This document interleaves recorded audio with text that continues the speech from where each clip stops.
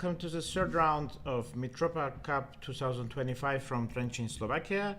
I welcome also my co-commentator for today, Miley J. Toilet. Welcome. Great to see all the games in action. We have the tournament heating up. I think that the following rounds are going to tell a little bit more about the final standings, but we are still very early days. Well, we can start with the standings actually. In women's event, Switzerland is leading. Switzerland is the only team with a full number of points at the moment. Both won both of their matches, and then it's France and Hungary, if I'm not mistaken, with 3 points on. I think it was. Yeah, so they are leading at the moment, but of course everything can change. Yes, it's only been 2 rounds. True, but still, after we can already kind of make some small assumptions. Of course, still a lot to play to. Yeah, Switzerland is in good shape and they've convincingly won their both matches. Yes, a bit Italy in the first match in a very interesting matchup. In men's competition, it's a little bit differently. We have 3 teams on 4 points, so with full number of points, it's Slovakia 1. To delight of local organizers and fans, I think, and then it's also Czech Republic with 4 points, and Germany, young team of Germany, also won both matches. So we probably should start today with women's section. I guess you won't mind, and let's check immediately to the leaders. Switzerland, we just mentioned them, and they face. Own ladies, Slovakia, who did first time make a substitution, and it was actually on the top board, where today it's Alena Mrbova playing on board 1. Simona Bokničková didn't have a great start of the tournament, so probably a team captain Igor Stoll decided to give her some fresh air after the first 2 rounds, and Stella Sankova will be featuring on board 4 in this tough matchup. We can take a look immediately on Alena's game against Maria Manko.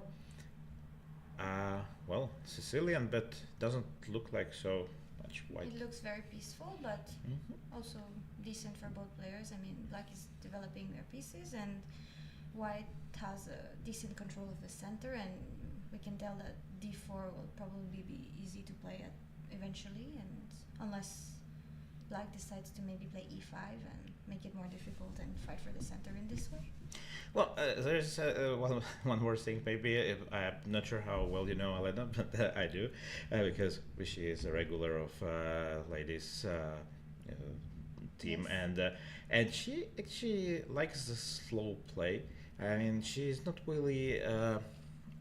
She, of course, when she gets to some dynamics tactics, she's extremely dangerous. But opening wise, she often opts for this slow setups. Either with G3 and D4 is actually, you mentioned D4, but I can bet that D4 is not in her plans for a while.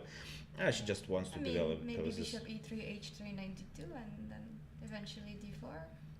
Yeah, of course, it can be well prepared. Would be nice. I mean. Yeah, definitely. Well, I think partly also she likes to go. I mean, to leave the theoretical paths very quickly. Also, it makes sense against a younger opponent who is usually very well prepared.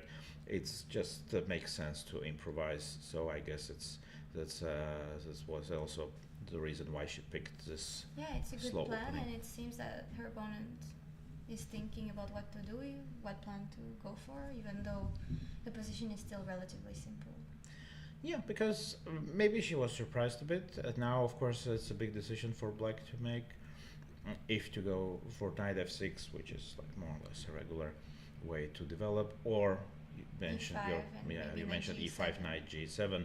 This is kind of a Botvinnik-Kayan setup, but e5 may be faced by bishop e3, and then probably even queen d2 and bishop h6.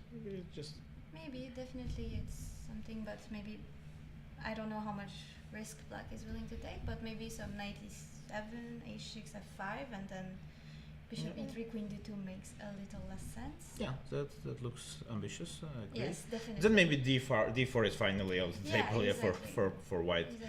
But of course, it remains to be seen. At the Yeah, we moment, can- Maria is considering her options, and we go to board 2, where Sofia Hryzlova is playing Lucia Shevchikova. Sofia had a very good game against Italy, against experienced Zibina, who she beat quite convincingly. So let's see how her next white piece is going to work. What we can see is that it started from a Reti setup, Yeah. but soon transposed to some kind of Cat, English. English. Yeah, There's but no no pawn on d4, d4, yeah. yeah. So of course it's kind of a early slough, how Leon calls this. I think it's well, technically it's English opening, or Yeah. maybe Reti, some branch of Reti. So Black did go for d takes c4 quickly, and well, generally it's not like that. Black does hope to hold on to this pawn for a long. Eventually it's gonna be returned to white, but on the other Probably hand, very soon. yeah, well, black is gonna try to develop her pieces meanwhile. So knight a3, very straightforward. Wants to take on c4, Yeah, knight takes and black c4. doesn't mind. And I mean, you cannot really save the pawn, so. yeah, well, it's very difficult to hold on to this pawn. But on the other hand, frankly, I'm not completely convinced about queen c7, because, well, from my point of view, it can become a target after bishop f4 eventually. That's true. I don't know why queen c7 was so much needed. Maybe just also psychologically that after rook d1 it was Maybe unpleasant to yeah, d3 to started face, scaring her. Maybe. True. Yeah, but because But it doesn't mean too much, of course. yeah, but white would be happy here. I think that white is, well, we regain the pawn, and will most likely have a control over the central squares. Yeah, active pieces, well developed, and Yeah, it then looks with looks the nice queen for on white, c7, but yes, yeah, queen on c7 is a little bit misplaced. yeah, a little bit misplaced at the moment, but of course it's still Very early to say it. Olivia Sekova on board 3 plays Orchatil of Switzerland. We have a theoretical position to board Yeah. from. I think that there was the same position yesterday as well in the women's section. Yeah, they. Also against Slovakia, I think. But, Okay, so maybe the line is in a team, but not, wasn't I don't think it was against this player though. wasn't this Olivia against Gachi? Was that the game or not? It- She won at the end with the bishop on d. She had a very strong bishop on d5. Yeah, it was this game. Ah, okay. I just didn't remember. Who Okay, played it. yeah, because I didn't see the opening part. You had you took care of that one with the legendary Lubov Tachnik. We will come back to that a little bit later, because there is one big surprise in men's, at least for me, in men's event. But we are still not there. We will, but I promise. We'll get there. Yeah, we will. We promise to tell you afterwards. Basically, then maybe it makes Yeah, sense for white to play the same line, and then the prep wouldn't go to waste. I mean, this is a completely fine line for black, so. But on the other hand, you can see that black is Black taking is her maybe, time. yes, maybe This is less familiar. surprising, because actually, well, either she wouldn't believe that white would repeat this. But I'm not sure if it was her. I'm not convinced. I just remember that it was. Maybe it was another. Okay, we can. We will can tell you. We circle will tell you back. afterwards. We also, as this is the second thing already, we will owe you. But I promise you to check this during the break. And so, well, actually, but generally, what we can say about this setup, it's quite Knight common takes line. f3 will happen. And bishop h3. Yeah? Bishop Yes. h3, and then I think that maybe sometimes white can sacrifice the exchange and get a lot of counterplay on the king side. Or maybe king h1, rook g1 if eventually And also knight h5 is available Yes. there for black. So this is quite a common picture in we can show our viewers how did this appear. It's kind of anti um, Sveshnikov, Sveshnikov, yeah. definitely, yes. So white does Because- go knight c3 in order to Because otherwise black can go e6 or g6, which are other common options, but if probably- they insist they should go knight f6 here. If they insist on Sveshnikov, but of But course it- white has extra option of bishop. yes, bishop b5, b5 is yeah. a strong option. Yeah, well, why I'm sure about this, knight c3, I would assume I would have something around 30, 40 games in this with Ah. white. So I did this quite frequently. So I have been there a couple of times. And e5 obviously is one of the possible continuations, but the psychological approach of white actually here is that once somebody wants to play Sveshnikov, they are not so reluctant to go for such blocked structures. So But if- also this is a good position for white, and the square on d5 is just true. belongs to white. I consider completely. e5 actually to be one of the best moves for black here. On the other hand, it just leads to completely different type of positions Yes. as than in And Sveshnikov I Sicilia. think that there is less theory, it's less well known. Yeah, and, yeah, well, maybe. and also white has many plans actually. so- True. It's not very forced. Well, a castle is one of the options. Another one we Knight can d2, show knight is knight f5. d2. Yes, it's the idea is to go knight f1, knight e3. And Then sometimes there some is queen h5s theory. are happening. Goes for instance like this. There are this Bishop idea. h6, Bishop knight f1. h6, and for instance also this Yeah. tricky idea exists there, and so on. But it's just a big theory. Castle is calmer. I think that black needs to know a little bit before going into this line. And knight h4. Well, it's curious. I didn't didn't realize that it yeah. went via knight h4 because more Because common is knight g5. knight g5, Yes, yes. yeah. It actually leads to the same position, I don't know if these are still black's or best it can moves, lead. It can but, lead to the same maybe position. this was a prepreparation to trick the opponent into taking more time. Yeah, possibly because If she the outcome does is the same. she does take her time because Yes. she's like already well 112 and Olivia is Is still- in yes. the plus. So yeah, it seems that white, at least at the moment, it looks like she Got what they prepared yeah for. yeah she out prepared her opponent. But of course, the game is Still- again very early to assume something more. And let's see how Stella will be doing with black against experienced Ghazal Hakimifard, because it's Stella's first game again in this tournament, and they have French defense with knight d2. Quite a one of the main theoretical lines. Queen d6 is actually an old move, or we can call it an old move. I think that at some point the main theory went in this direction, which looks a bit strange at the first sight, but it's a very good move.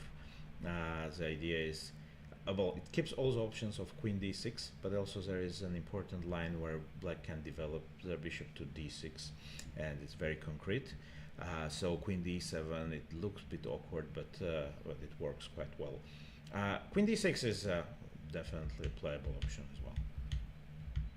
So all this is And quite it looks like black famous. was also well prepared to play it. So. Yeah. Well, bishop e7 is again, I would call it again a little bit older direction, because bishop d7 or a6 first is quite Seems often. a bit more cautious too. Yeah, and okay, well, as far as I understood, black is trying to save a tempo on a6. And she does insist on not playing a6, and she went straight A5, for I see. a5, and white did a4 quite logically. So now it's up to black to explain us why this a5 a4 is so good for them. Not convinced, Yeah, frankly, white because is- giving up White has b5, no weaknesses and active pieces, and is almost done with the development. So giving up this b5 square can be quite crucial. But she played quickly, so I would assume that she has. I mean, she took yes. some time to play it. So Yeah, but in 126 is usually a Yes. sign Maybe of this is an idea prep. that she was aware of. Yeah, yeah, probably. Well, interesting. I don't think I have seen the idea with quick a5, but well, it may be working, and we will see this But of soon course, enough. White is very comfortable here. And actually, immediately next match is France against Italy. We mentioned French team. They are on 3 points, shared second, third place. France has traditionally a very young team here. I mean, Mitropa Cups. It's quite common for them to bring young talents. I think there was only one exception when they came in a very strong lineup. It was 2 years ago. Maybe the one in France. Or No, it was not in even. France. No, it was in Croatia, and they played very well.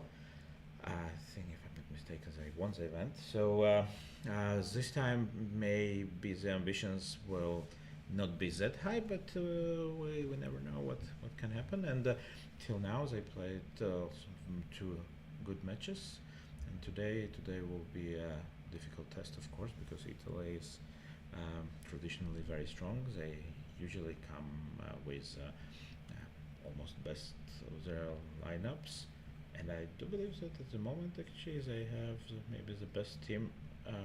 Well, and this I would imagine would be more or less a team on the European championships and maybe next Olympiad. So very close to maximum. We have some blockade Nimzo. Well, blockade because it's A3 system because I think it's quite cold. aggressive. Definitely. Also, a bit risky against a higher rated player, but at the same time, it's a good attempt to try to win. I mean, in the Nimzo there is so much theory, and usually I would say Nimzo players are not the most prepared against these kinds of sidelines. They're probably most aware of the more common replies like E3 or Queen C2 or other lines like this. So I would say that usually with A3 there's still quite a lot of theory, but usually people deviate, they forget, and it always looks quite similar, but with a different move order, and so. Yes, exactly. I would agree with that. Generally, A3 signs the willingness to play maybe slightly more unusual positions. After F3, also we can see that can transpose to force move F3 lines Zamish system, but Black did wait with castle, so it's maybe a clever thing to do because they know about, or if she is aware about that the system is very aggressive, which I would believe that she is, then actually she knows that one of the white's ideas is to start an attack very quickly on king side, so not castling makes perfect sense. Yes, but at the same time, she played d6 instead, right? And I feel like maybe that's maybe not the best, because I mean obviously with d6 you can try to play for e5, but at the same time in these lines with the pawn on c4 it's always nice to have this option to play knight e8, knight d6 and attack the pawn on c4. Yeah, but then you should castle first. Yeah, exactly. So maybe This is exactly. castling is better, or maybe some other move that she could have delayed d6 or castles, and maybe just c5 or knight c6 Yeah, actually. c5. Yeah. Well, the question is if she wants to go for knight c6 quickly. Yeah, but I mean probably she thought for some time and she realized that this is the plan that she was most comfortable with, and. No, well, what I know about this position is that also Black, by not castling, keeps an option of a long castle in mind, which is quite an option because in case that White tries to launch a quick attack on the king side, it will be a good option to hide on the opposite side of the board. So, of course, now Black starts with. We had a very similar position actually in a game of. No, I think it was in the first round, Czech Republic against Austria. It was Joachim Nemeth against Lukas Dotzer, where White sacrificed the pawn on c4 and went for quick bishop g5 and tried to get some initiatives there. Yeah, actually, usually it's quite common to sacrifice the c4 pawn for some compensation. And I would say that this can be maybe more often seen at the Mitropa Cup when young players they are more aggressive. So that looks like a good option for them to try to play for an Yeah, advantage in Nimzo.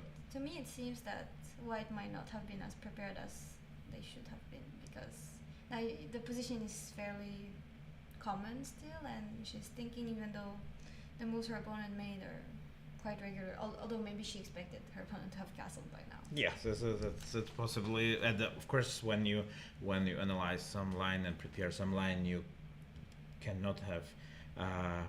You can't be ready for You it. can be ready for everything. Of course, you also there is the possibility that you may forget some of the lines which are not considered to be the main ones.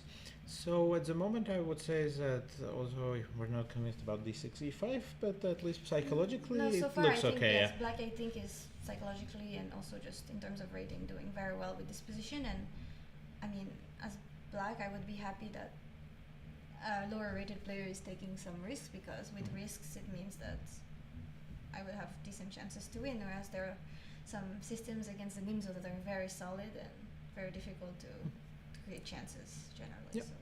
Yeah. So meanwhile, White castled, and I guess that we'll see something like bishop G5 a6. maybe.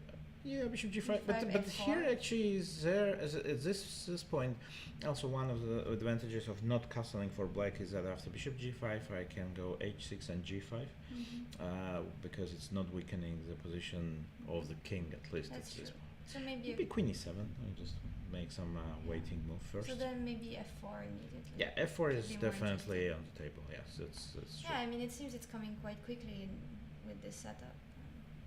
Yeah, we're Yeah. gonna see what how the things will develop here. Let's check the next board, board 2. Olga Zimina with White against Julia Kornilov.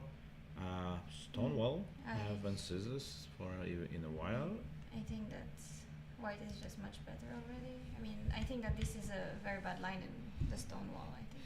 With Yeah, it's quite strange to go f5 here. I mean, I can understand when you start with f5 somewhere. Or like you start with c6 and you force White to play e3 and lock the dark squared bishop in, and already is more decent. But even here, like instead of bishop e7, bishop d6 is already Yeah. a better alternative. I think that with bishop e7 you always have these h3 g4 problems that are coming very quickly, and I think it's like nearly +1 for White maybe, already. maybe not so. Yeah, but probably something went wrong in the prep, because till now she was quite. She was reasonably quick. Here came the first.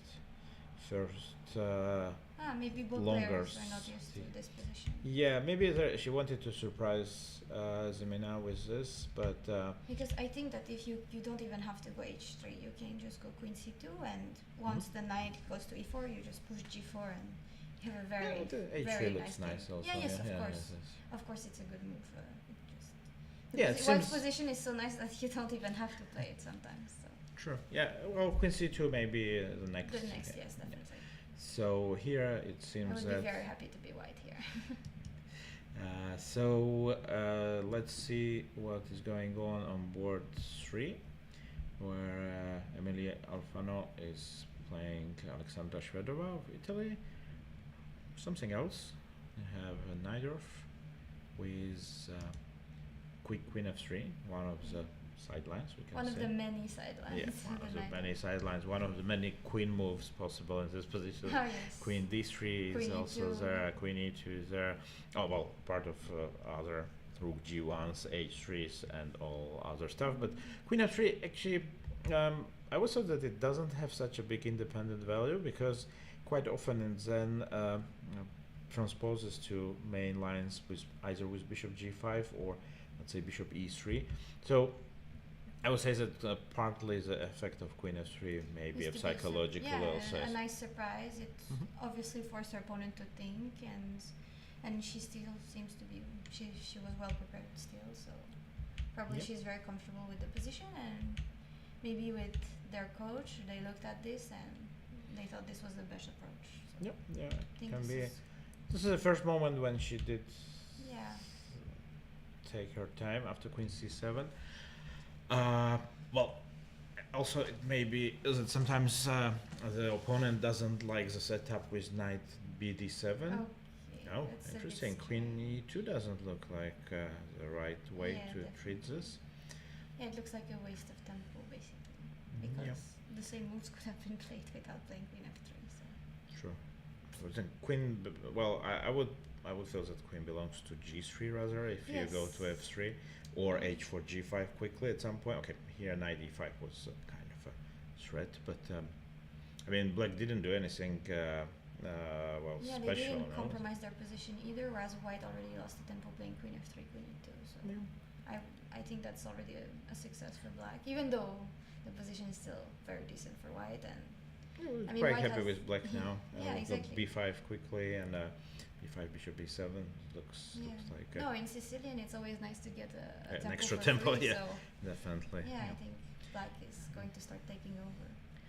True. So board 4 we have Tergec against Ines Bernal, and we have another Sicilian here and another, we can say, a sideline as well, g3. It's not the most frequently played move, but quite a venomous one. The idea is often to do knight b3 after e5 and then try to fight for the d5 square Yeah. by going, okay, here black went for quick b5, which is a bit risky, and b takes a4. Well, this is... Maybe black realized that they were not so happy with this quick b5. but this b4 should be played anyway. Oh yeah, for sure. I mean, I think that this is kind knight of d5, a theory. queen d5. Also, there is bishop b7 here.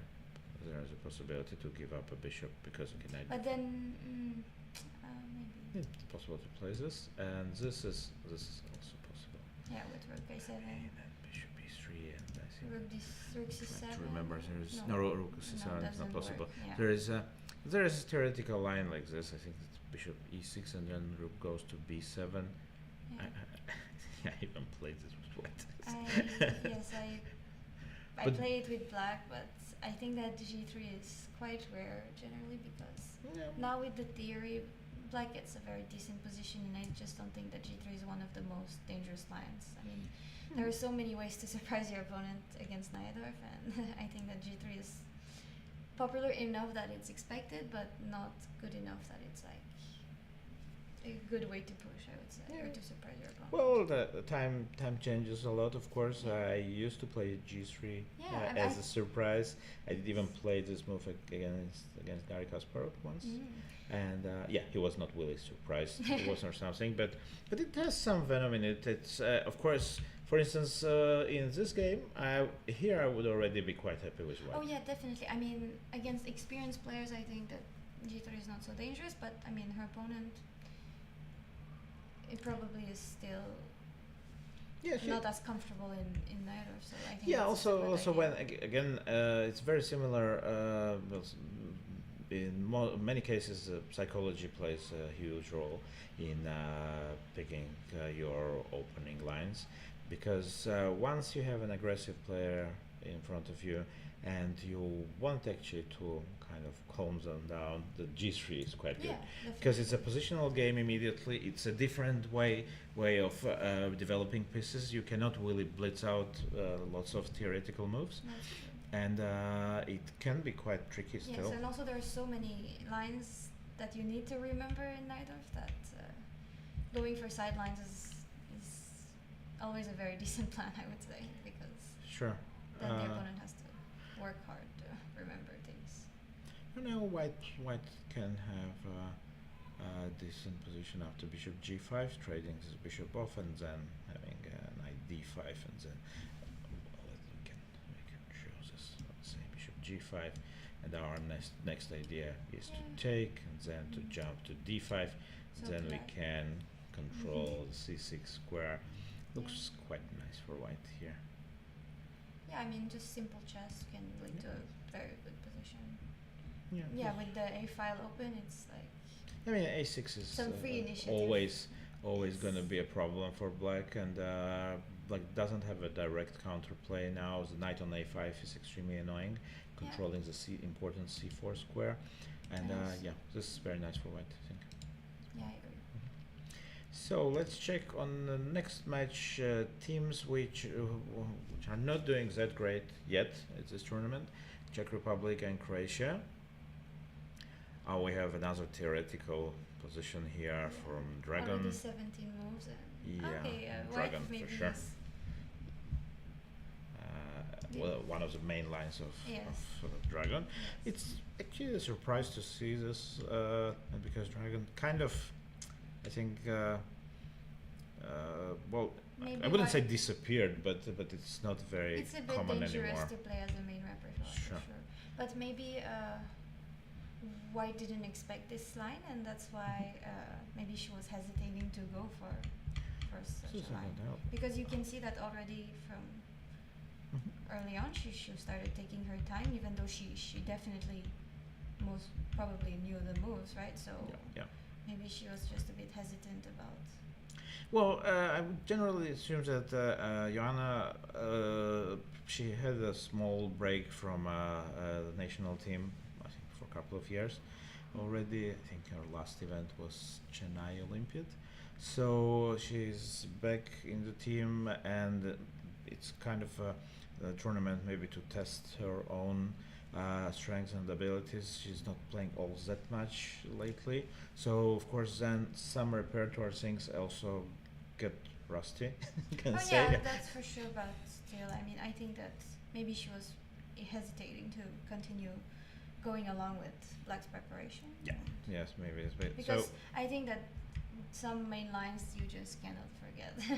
yeah, of course, but she was probably just picking well the safer option. Yeah, she's probably not afraid, just wondering what's the best approach, and Yeah, also she maybe has to think about her team and what's definitely. expected of her in the sense that Yes, and also especially when your partner is team captain, it's a double responsibility probably. So, no, I don't think that there is a big pressure at the moment. But of course, her opponent does play quickly, and she kind of shows that she is confident in this line. And well, at the moment, actually, I would think that it's the position should be okay for Black. Way too many exchanges, and the c6 is weak, but it would be very difficult to exploit this weakness. yeah, And black pieces are very active. yeah, So- this is a good outcome for Black. I mean, she got her preparation and she's 30 minutes on the clock. I mean, it's yeah, a great scenario. I think if everybody will get such a position in Dragons, then probably would become a very topical. Board 2, Tihana Ivekovic against Wow. Lada Zelbova. Oh well, something How went did wrong the king get to f7? from e8. Yes, but what provoked this move? Like Yeah, I have not a too yes, wild of a yeah, guesses. I have an idea as Yeah, well, of course. I But think it's neither. but Here somehow again Bishop. bishop e6. I always thought that bishop e6 here is not the correct move order. People do this, but somehow if you end up going with your king to f7, then maybe it's Yeah, not maybe. exactly what you wanted. I've never really. I mean, I don't play e4 for white, but as Black, I've never allowed this to happen. So Yeah, I also doubt that it's such a good idea. yeah, it's kind of well, I would understand if this would bring some really serious positional gains for black, but it's just I mean, a couldn't weakness on Black this. have played knight b7 instead? That way. Here. Yeah, I mean, of course, it's still not so ideal that the knight was straighted for the bishop, but at least you prevent bishop c4, which is True. one but of the maybe- reasons why we play queen c7 in the first place, right? So Yeah, well, I agree that maybe knight d7 was to be considered. On the other hand, if you want to develop your knight to c6, then So- at least postpone it. Maybe just bishop e7, and Yeah, the but- bishop will have to go to e2 or d3 and lose a tempo, and then yeah, it's a bit yeah. Also, she did spend a lot of time here. yeah, I think so it was clumsy too. maybe she didn't like a5. So G5 may be annoying, also putting the bishop to b6. That's true. Or I mean, blocking your pawn on b7. that's true, but since you don't even have a bishop, you're not that tempted to play your b pawn in the first place. But of course, allowing a5 followed by maybe some knight a4 in the future could be unpleasant. Well, for starters, I would allow knight g5. Yes, exactly. So exactly. now of course it's already I a think bit White of is doing improvisation. great, Yeah, I would agree. This is not so nice for I mean, black. it's still. I mean, in Sicilian, so many things happen that it still can be played, but already White got a great advantage from the start. Doesn't look like what black was intending. Yeah, So definitely. board 3, Amalia Zadrapova against Anna Maria Radikovic. Here we have a little bit calmer and less, less weaknesses, definitely. Yeah. Both I sides. think both sides are doing fine.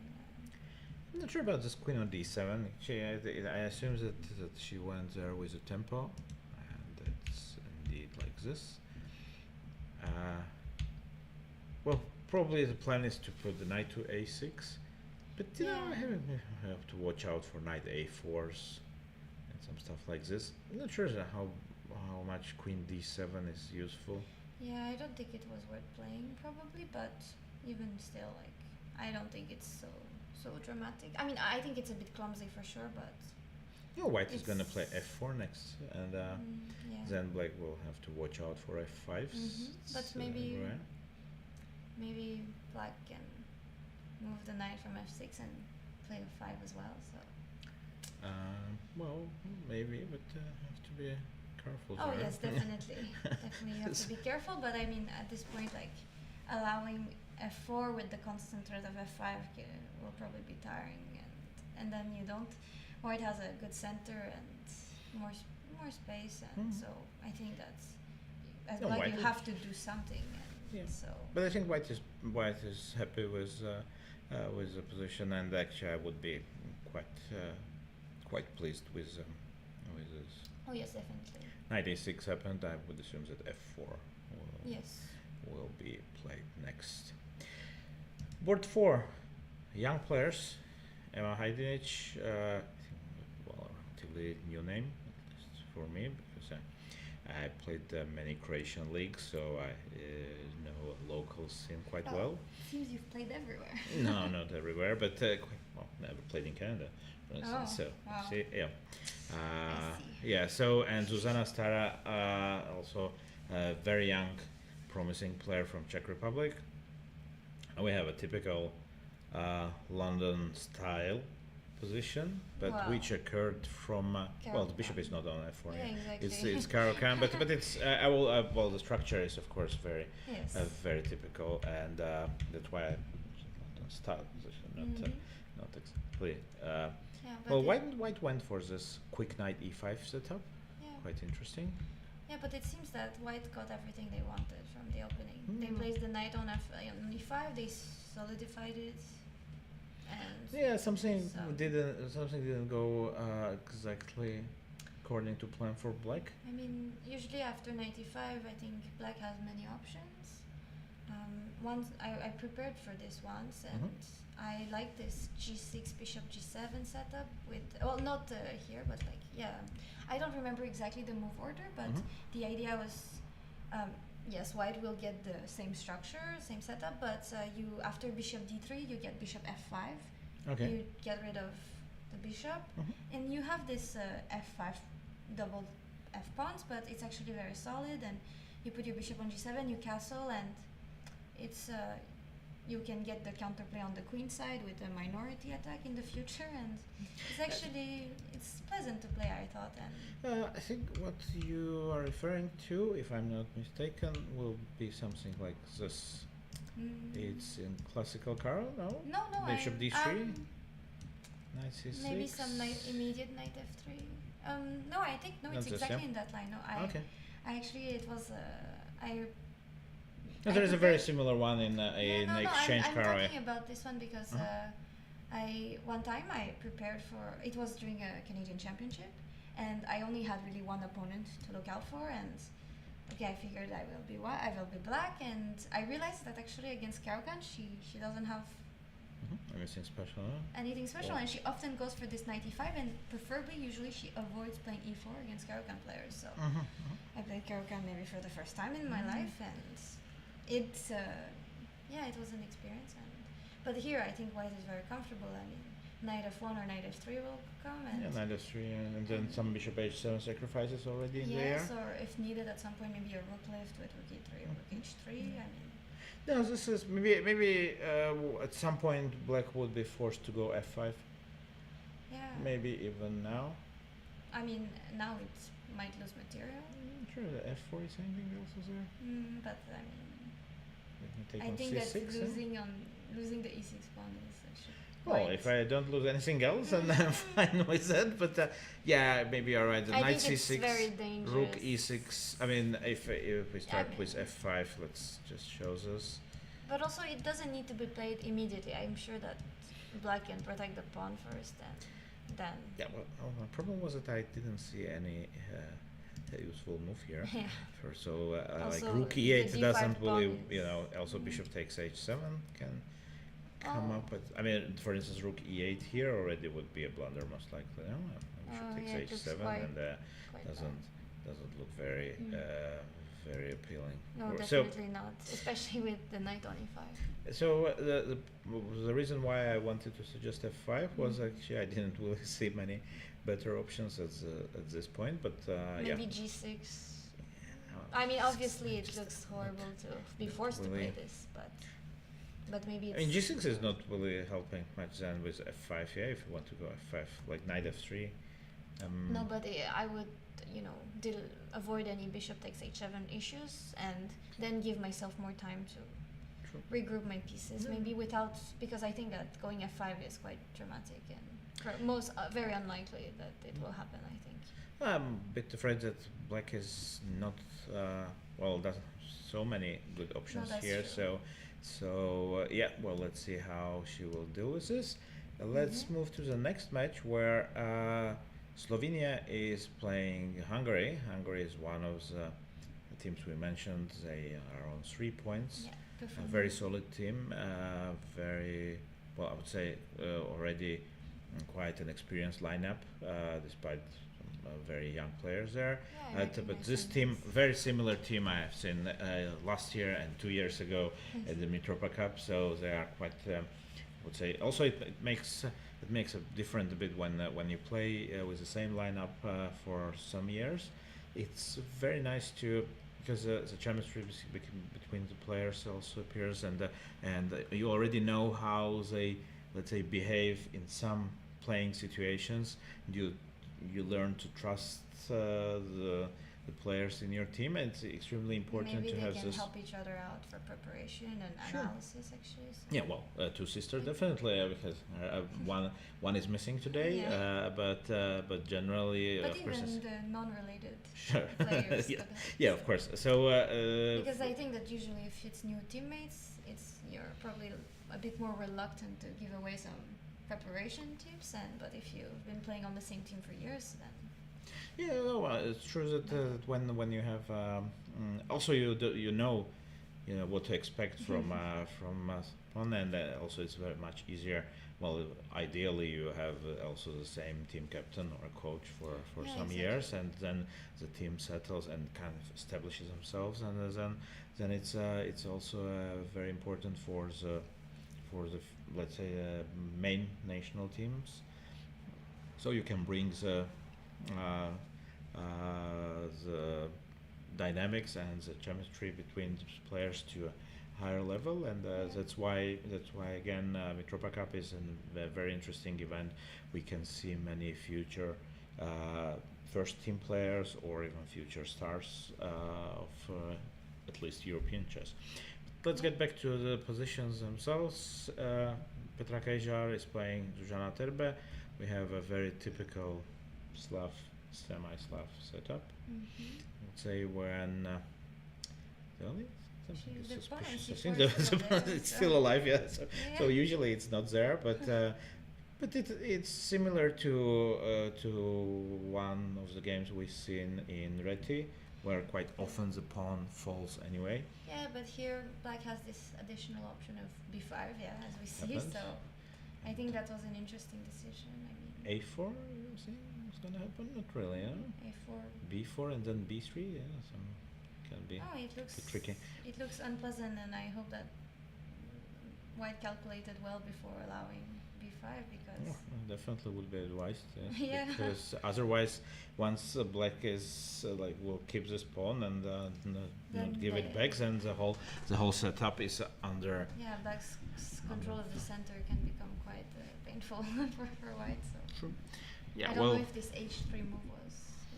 Well, it was Well, not maybe it forced, was. but also she didn't like the fact that it's hanging, and Yeah. went after ED4, so something went a Yeah. little bit astray at the very beginning. So let's see how they will deal with this. Maybe just e4 was played too quickly. Maybe. Oh. Oh yes, maybe.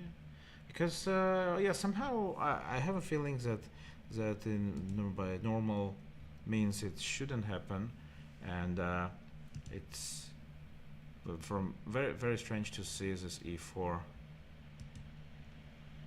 quickly. Well, we have some technical issue for a second, so we will go for a unplanned quick break, and we will fix the problem, and we'll try to get back to you as soon as possible.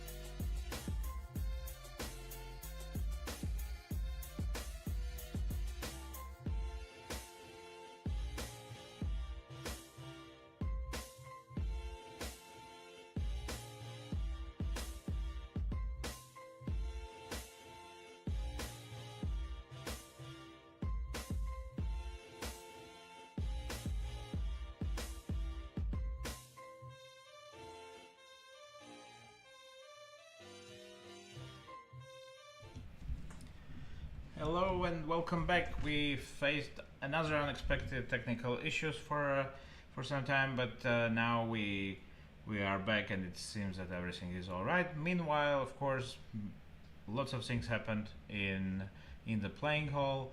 I remind you, we are on the third round of the Mitropa Cup 2025, and we will take a look at the first board of Switzerland against Slovakia, and it's Jerguš Pechač against Sebastian Bogner. We are in open section now, and it seems that Jerguš is trying to build up on his advantage, which he gained. Okay, let's check one more time if everything is all right. No. Okay, we don't see the screen, so let's check. We'll make a small break and try to fix the issue.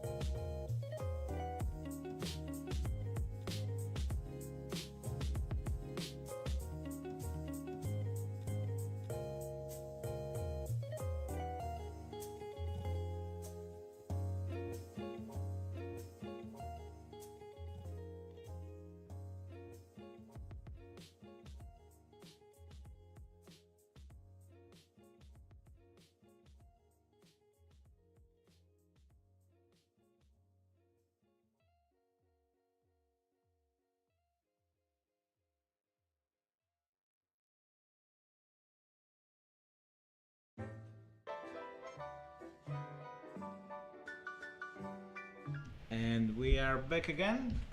Our technical possibilities somehow for today were limited to some backup options, but we did everything possible to get back to you, because I don't know how would you spend your afternoon otherwise than watching the stream from the third round of Mitropa 2025. So let's get back to board one of Slovakia against against Switzerland in an open section. Jargoš Pekač, his white pieces, is pushing for a win against Sebastian Bogner. Black is in time trouble. Also, his position maybe is not so easy to handle, but well, it's maybe now he has some chances. White can take on d4, and then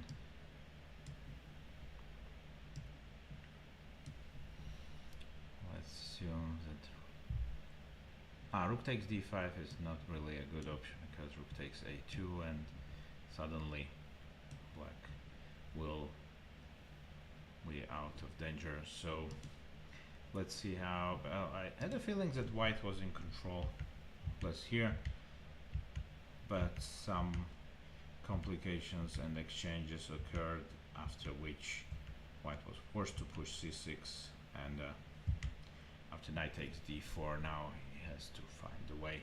Knight e2 is actually one of the threats, and now he has to find a way how to build up on his position, which was definitely looked better for white, but now I'm not sure anymore if he has any clear way to an edge. So let's take a look at the board 2, where some crazy house is going on. Peng Limin of Switzerland is playing Martin Neugebauer. Extremely messy position. Looks like well, the material is strangely enough almost balanced, we can call it. Everything is hanging. We need to maybe to check if white can still castle long. It seems that it's possible, because otherwise queen takes h2 would be quite unpleasant, but long castle will be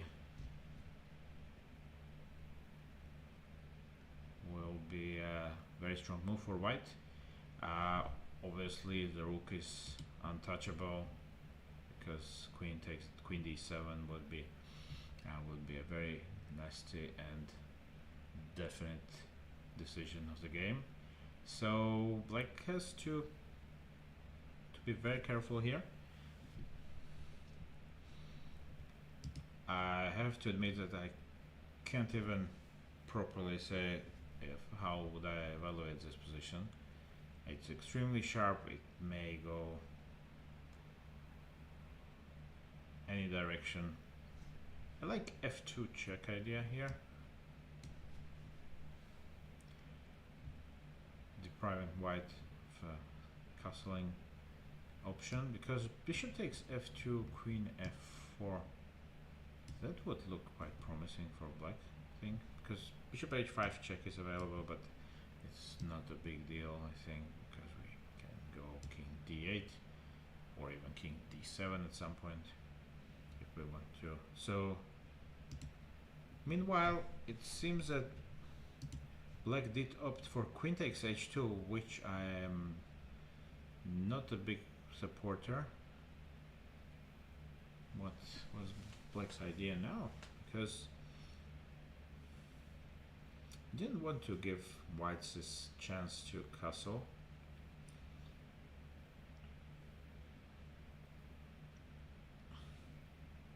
It may have also happened that the black could have simply forgotten about this option, because the king was on e1 for so long that maybe he just forgot that it's possible to castle, and simply missed this move. But that would be, well, it's unlikely, but some things like this can happen occasionally. Oh, he reasonably quickly played a takes b5, adding some threats to instantly king b1, because rook a1 mate was a strong threat. But what was black's idea here?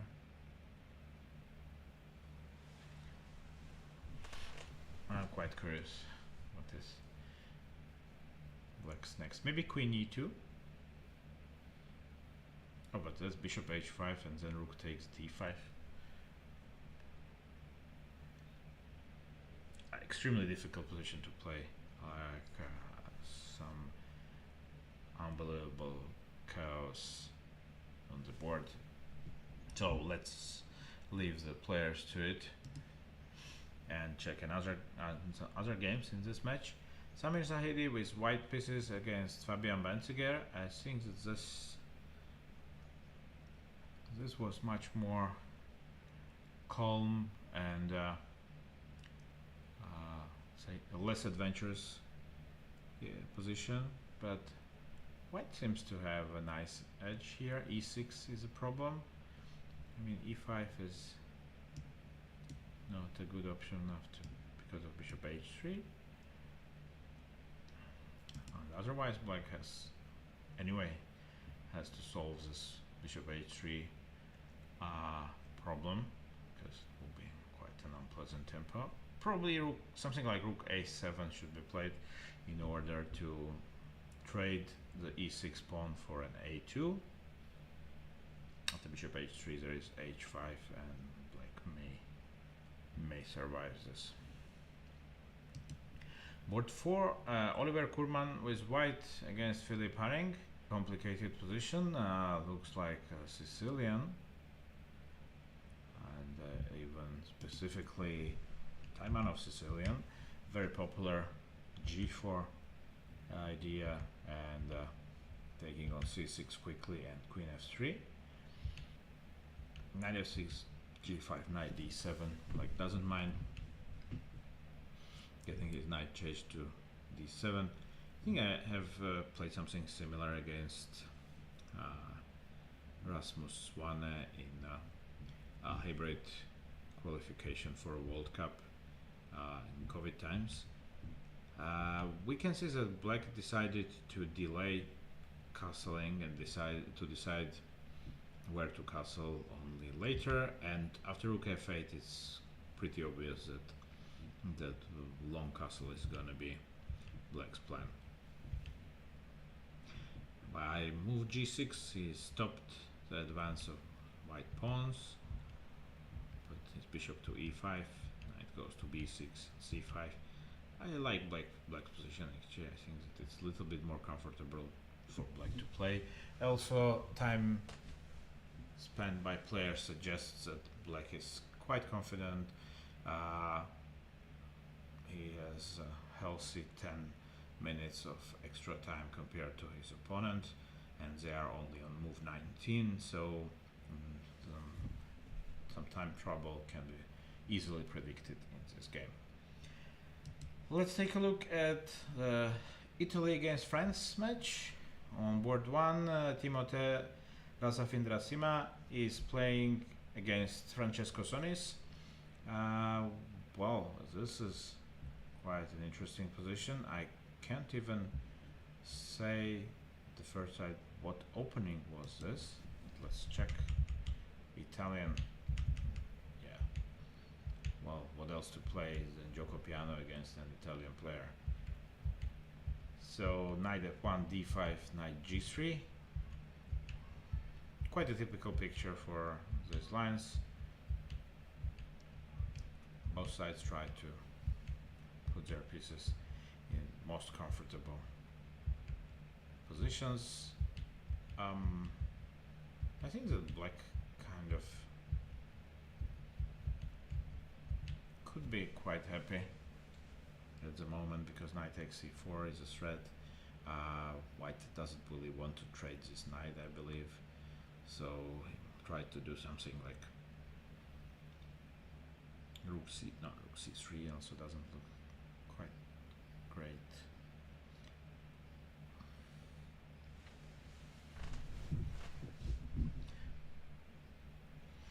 Yeah, knight takes c4 is quite serious.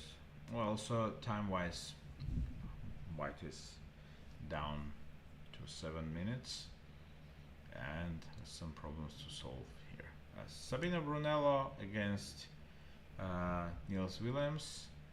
Sabino had a very good game yesterday, winning convincingly, but today it looks very equal.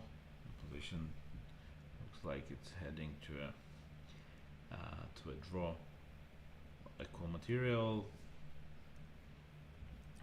same piece combination on the board, queen and knight against queen and knight. I don't think that white has any serious ways to try to push for a win. So let's take a look at board 3, where Tristan Breu is playing with white pieces against Gabriele Lumacci, and here we have very interesting battle again, some Sicilian, Najdorf presumably, where black knight on d7 is pinned, but bishop on e4 at the moment is quite active, and maybe black is planning to play f5 for the next move. Also, he is ready to push the knight from b3 to c1 or a1 with b3 following. Well, this looks like white can be in trouble here.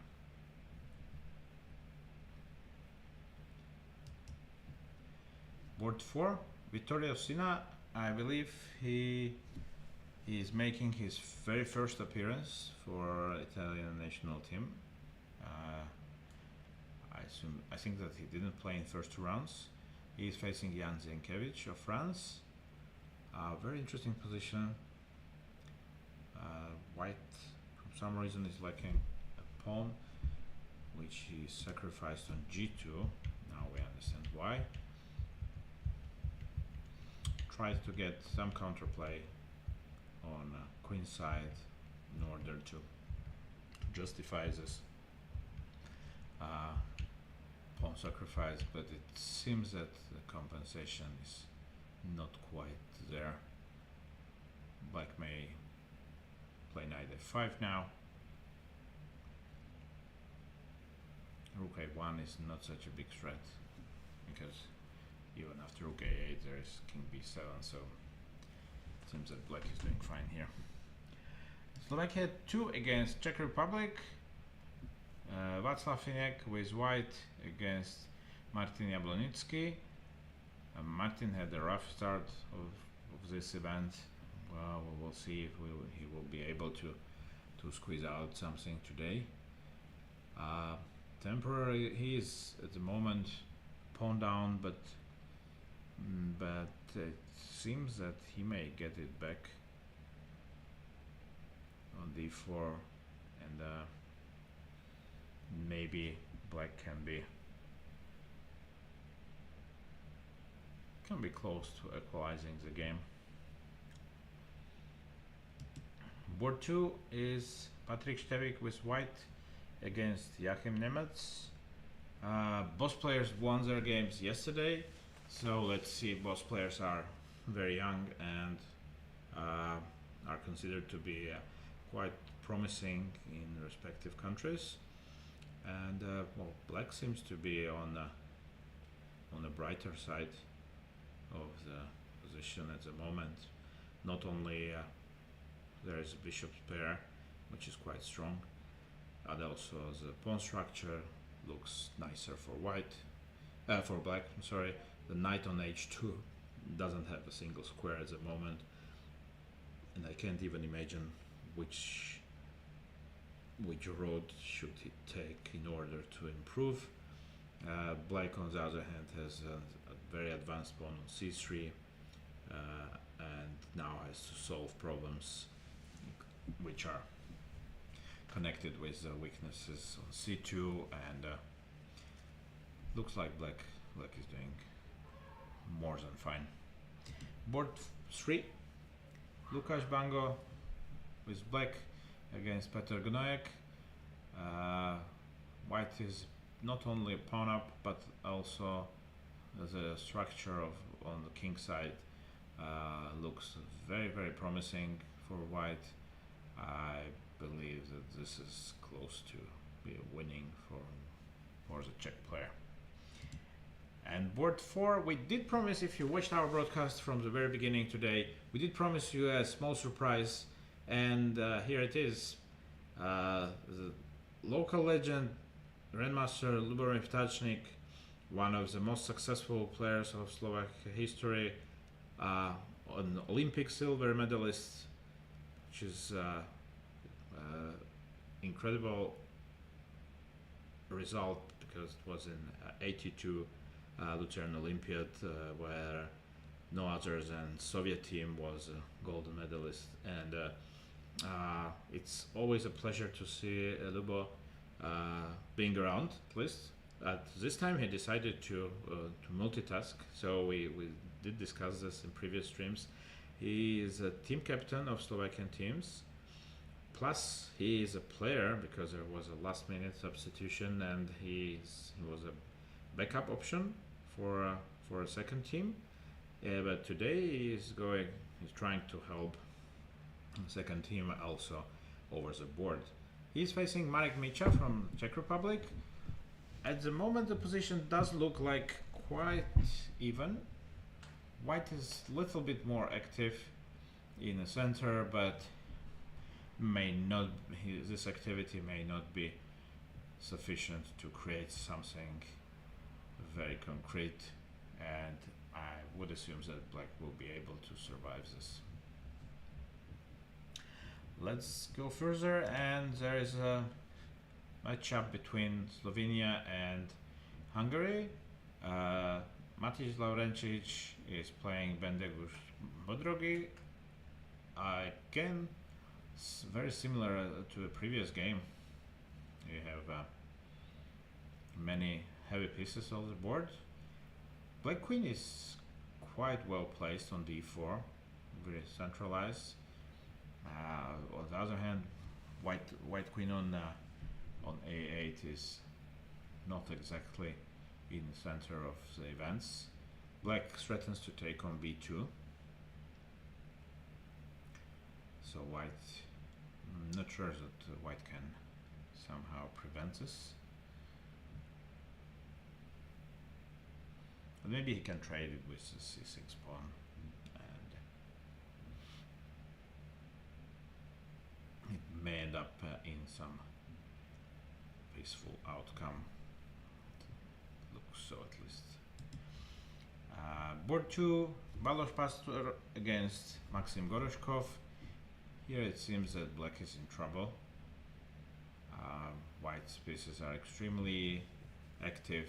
Knight on d5 is dominating the position, and the rook on d8 suggests that White is really on the better side of the board at this moment. Board 4, board 3. Oleni Kampa against Aaron Pasti. I think Aaron is also making his first appearance at the Mitropa Cup in the third round. Here the things are much more unclear, and Black is planning to bring the other rook to f8 and go rook f5, and the pawn on d5 looks quite vulnerable, so White will have to do something with it. At the moment I can't tell you what exactly, because I don't see the good way how to proceed here over White. And board 4, Augusto Newhatch is, I think, I wanted to say that he's slightly better against Leon Skerbets, but the second thought, I'm not completely sure about this. I would rather say that the position should be balanced, because the knight on g4 is not so spectacular, because it cannot really go to any interesting square like e5 so on, and Black can at some point regroup to put the queen to c7 and threatening some ideas on a big diagonal. So probably the other way around, should be White who should be careful here. And the last match, which we didn't cover yet, is Austria against Germany.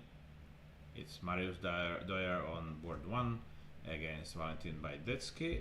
I have a suspicion that this was very popular nowadays, a Nimzo line where White goes for a very direct play, extremely aggressive, sacrificing a pawn on d4 Can you believe that the opening theory starts around here nowadays? I've seen numerous games in this line, and I think Gukesh was the first one to try this with white. Since then, there were many games, and white tries to prove the compensation here. His bishop's pair and some threatening ideas on the king side. 98, good prophylactical move. Can see that white is getting ready for some f5 ideas, and indeed f5 happened, and black managed to get some counterplay and to trade some pieces. At the moment, black is still pawn up, but white is trying to come up with some compensation. White has rook c3. It's interesting. I was just about to suggest bishop c3, but after queen c5 didn't see how white would proceed further. I saw the repetition with bishop b2, but Doyer decided that he wants to be more ambitious and goes rook c3. We'll see if he's right. Would be concerned a bit with white, but maybe also his opponent's time trouble is suggesting that white can afford some little bit more risk. Board 2, Konstantin Peyrer is playing Tobias Keller, and it seems that white is winning here. Let's exchange up, just needs to find some suitable way how to escape from checks. King h3, queen f5, g4, looks quite logical thing to do. Lukas Dotzer with black against Magnus Ermich. The position is fairly interesting. Rook and two bishops against queen and the knight, and black has also an extra pawn. I would say that black is not risking much here. The question is if he can maybe even try to make a push for a win, or not so much, or he just settle for some kind of drawish outcome, or holding this position, not being too ambitious. And on the board 4, Peter Balint is doing extremely well, seemingly against Emil Frederick Schuricht, who brought the decisive point for his team in yesterday's match, when he managed to win a long end game and bring his team a victory by 2.5, 1.5 against Switzerland. But today it seems that he is in big trouble. I'm not even sure how to defend f7 effectively. Knight h3 is pretty unpleasant. So it seems that the Peter Balint will be scoring a huge win for his colors, and that Austria will lead in that match. Also, Konstantin Peyrer may be quite hopeful to win this position with an exchange up. Meanwhile, there is a draw agreed in the game of Brunello and Willems. We predicted this a little bit earlier because it seemed that there are no real grounds for any of the sides to play for a win. Let's get back to board 1, Slovakia against Switzerland. Things did escalate here, but wow, did they escalate in white's favor? It doesn't seem so. He lost some pawns on the way, and at the moment he's down a pawn, and the second one may be falling. Well, yeah, it seems that black managed to solve all the problems, at least. Can white afford to go bishop d4 here?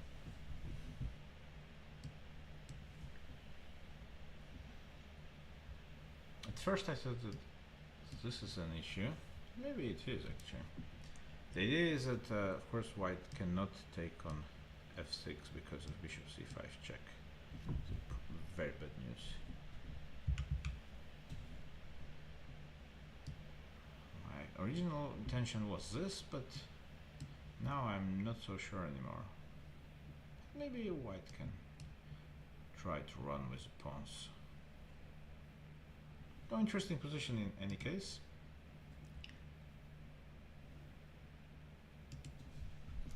Oh, bishop d4 happened in the game and king f8 instantly. Oh, interesting, why king f8, but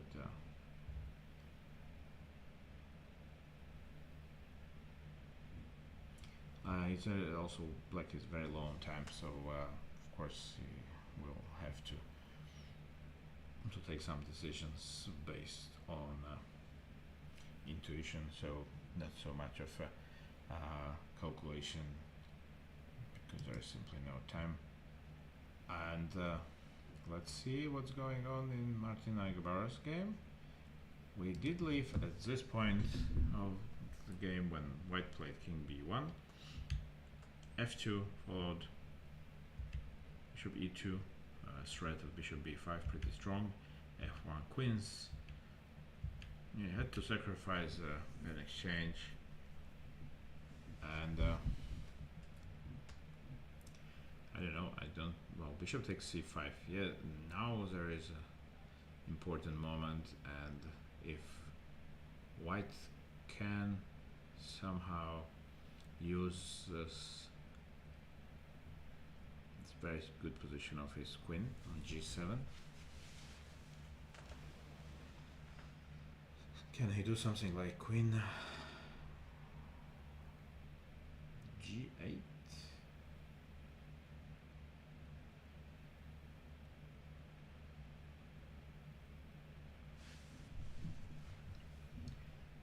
Well, white's problem is that if queen takes c2 is pretty unpleasant, and it will lead to mate immediately, so white still has some time to do something here, but it has to be extremely quick.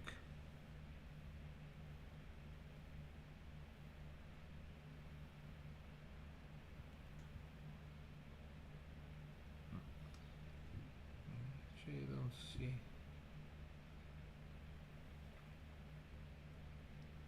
Don't see many options for white here. I mean, some checks are nice, but okay, we'll run. And I don't know, something like rook f7, intending to take a rook on a8 with a check after king c6, but what about this?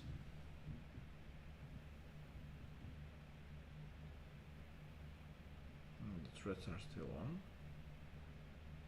Well,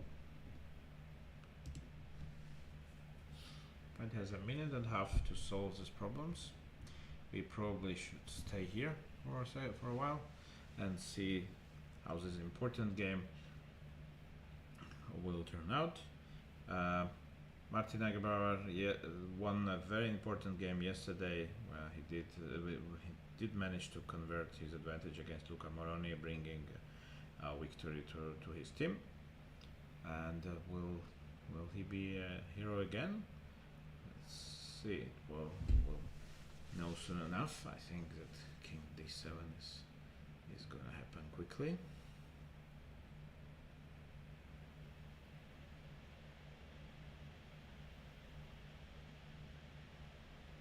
Doesn't look like white has many. Wow. Queen takes a8. Okay, this I frankly forgot about. So queen takes c2 most likely.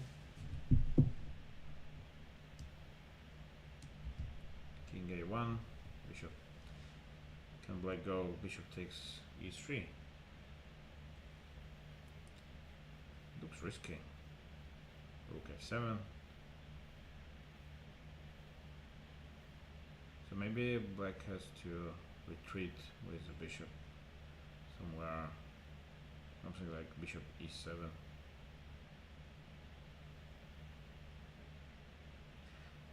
You may end up at some endgame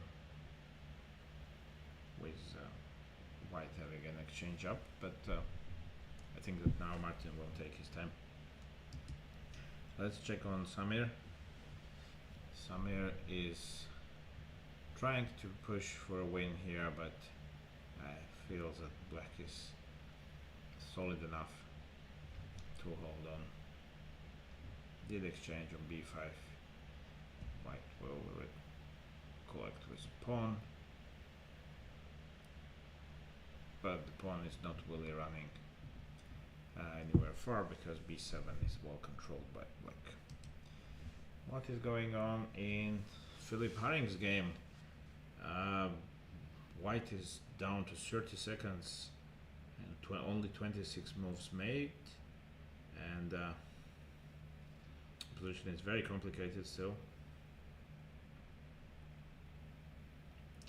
Now players repeat moves. It already happened twice, so we can see that there was a sequence of moves here.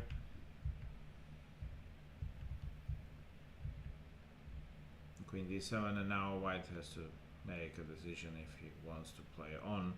He has to do something else than queen f3 most likely. On the other hand, does black have any choice after white, for instance, goes as queen f3? I don't know if white can really risk anything with seconds on the clock, but he thinks he can. So he went for queen f2 back. Brave decision. Great for the show. But of course, I'm not sure how his team captain feels about this.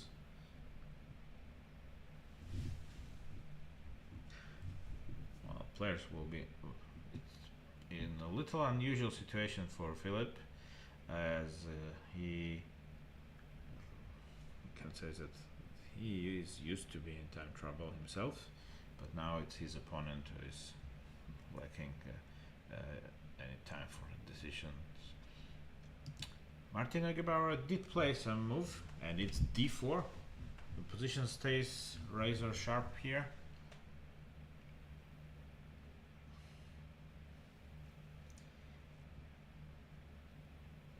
What is happening after rook f7 check?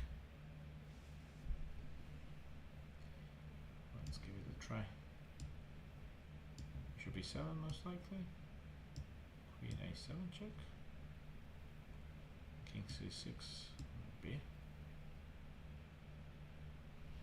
Now the bishop is untouchable because queen b1 is a serious issue for white, and he has a minute to decide what to play.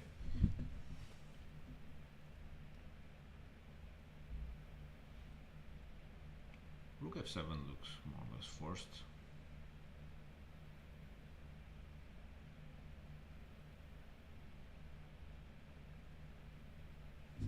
It's still very interesting.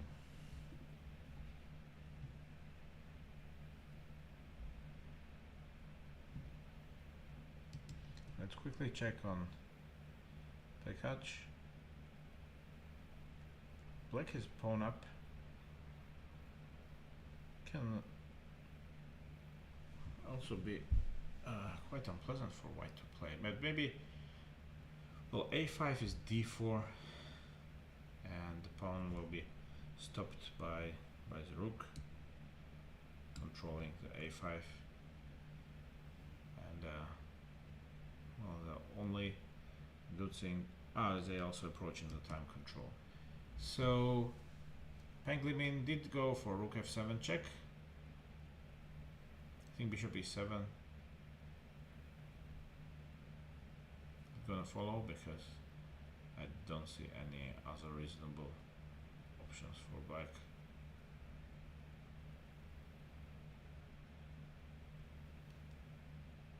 King e6 is possible. At first I saw that it's no, but this is not so great. Maybe just rook f6 at least, because this is funny. King d5, and the king trying to hide to c4, d3 behind his pawn.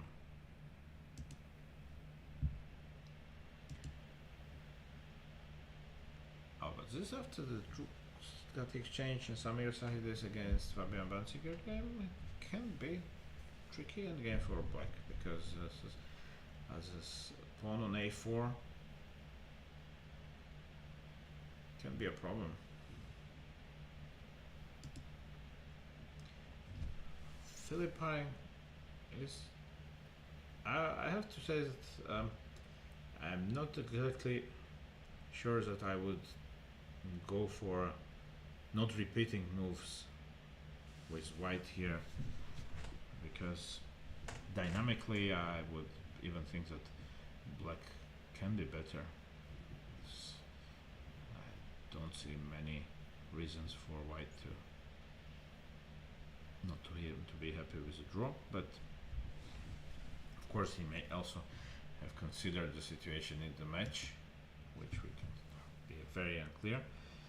And indeed the idea of the king running to c4 and hiding to d3, this can be quite good for black actually. I don't like queen e8 check, unless we don't miss something here. But rook d7 down is 3 seconds on the clock. It may suggest that white is in trouble. King c4 still, mate in 1 is a threat. I don't see how will white defend here, because queen f7, after queen f7 white also, black has also an option of hiding with the king to b4. Ah, this is the way how he wants to survive here. Oh, bishop rook takes d4. This is a good resource, of course.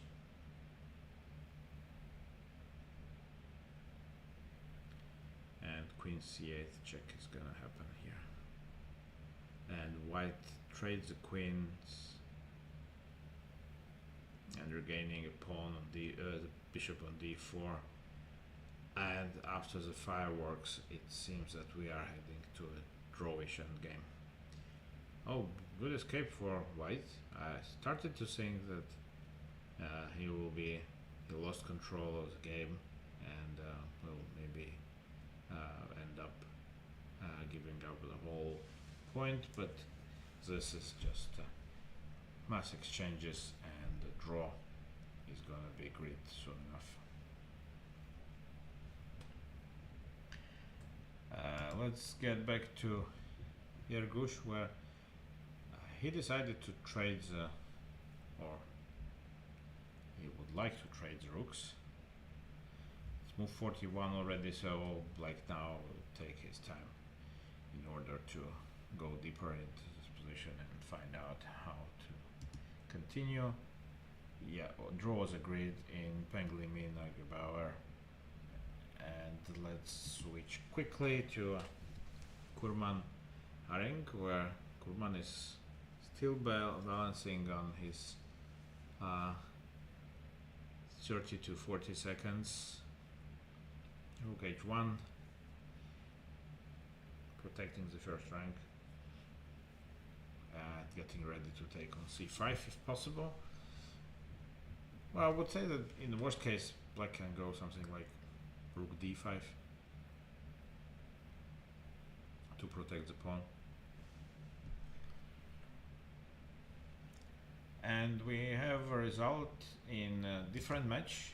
Francesco Sonis did win his game with black against Timothée Razafindrasima, and he converted his advantage, which was maybe not that significant at the point we entered the game, but we see that after knight b6, computer likes black a lot.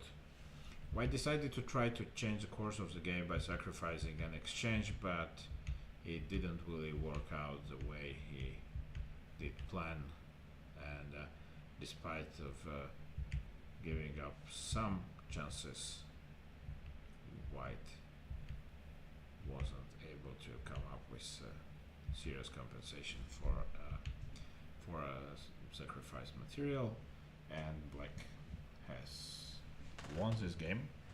So Italy leads France with 1.5 to half. What is going on in this game? Well, lots of stuff.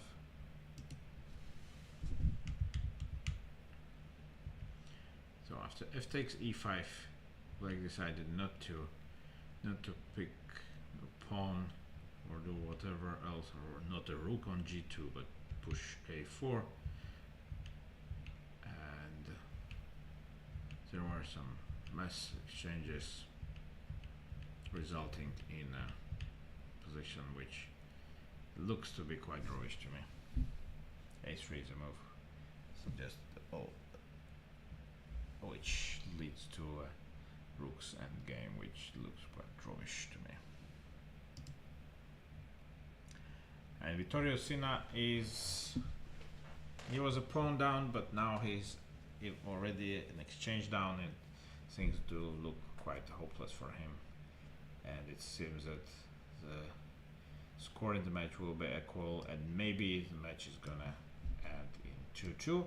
And meanwhile, we can see that Oliver Kurman did change his mind about declining the draw offer earlier, or not a draw offer but a move repetition, and he himself offered a draw after rook h1, which was accepted. And probably Philip was quite sure that either Samir is gonna win this endgame, and Yergush is not gonna be in trouble against Bogner on board 1. So let's take a look at Slovakia 2 against Czech Republic match. White managed somehow to maintain the pawn advantage. Still a way to go to convert, because black's very active, and it may be sufficient to hold on. What is going on board 2? Well, white knight didn't really move much from h2. It's the white king who is trying to make some heroic attempt to run to h3, but black is seemingly building up the pressure and should be on the better side of the game still. And Gnoek Bango, white is already 2 pawns up, does seem he's gonna be winning comfortably in this game. What is going on in Lubov Tachnik's game? It just ended in a draw. We predicted this, that this may not be enough for white's activity, may not be enough for a serious winning attempt. The next game in line, Lavrencic Bodrogi, was also a draw. We also predicted this a little bit, that it seemed pretty equal, and Balázs Pastor may have given up his advantage, and I think that now it's even him maybe who will have to be careful, because black queen is very active. The position seemed very good for white here, but black did exchange the unpleasant knight and managed to use some tactical tricks to equalize the position. Aaron Pasti against Rudy Olenik Champa, very interesting position. I would rather take black, I think, here, because his king is a little bit more safe, and the stability of white knight on d4 doesn't look very impressive. So black has ways to improve the position with queen c5, and both players are in time trouble. Both are playing on increment, so black's last move was done on 7 seconds, and it's 25 seconds at the moment for white. Queen e2 played quickly. The idea is to consolidate the position. White still cannot move his knight from d4. On the other hand, it's not so vulnerable yet, luckily for them. Agustin Juhacz maybe fighting for equalizing this position, but d5 is a strong threat at the moment for white, so I think that white will be okay here. Doyer Baidetsky, oh, some interesting stuff happened here for sure. We left the game after rook c3, knight d4 tempo, in g4, g6. Looks suspicious. White has a strong attack, of course, here, and he regains a pawn. And it's now still a couple of moves to make for Valentin Baidetsky. The position does look very unpleasant because bishop's pair is usually a very good supportive material to direct attack. Konstantin Pereira is exchange up still. Queen b5, what is going on after? Oh, queen c8 is not really an option.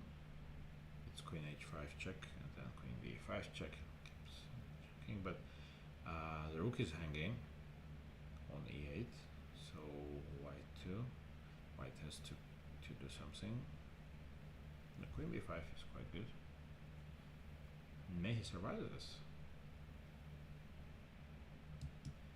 Let's check Lucas Dotzer meanwhile.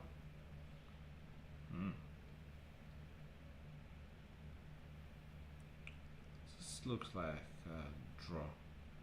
After, like, go bishop b5, queen a5 with some perpetual coming up. Meanwhile, Peter Balint did win his game against Emil Frederick Schuricht. We saw the position did look very well for him, and he actually won quite convincingly. So we did do a couple of rounds on open event. So we will go for a short break for now, and then we'll be back with ladies competition. See you soon, and don't go too far away.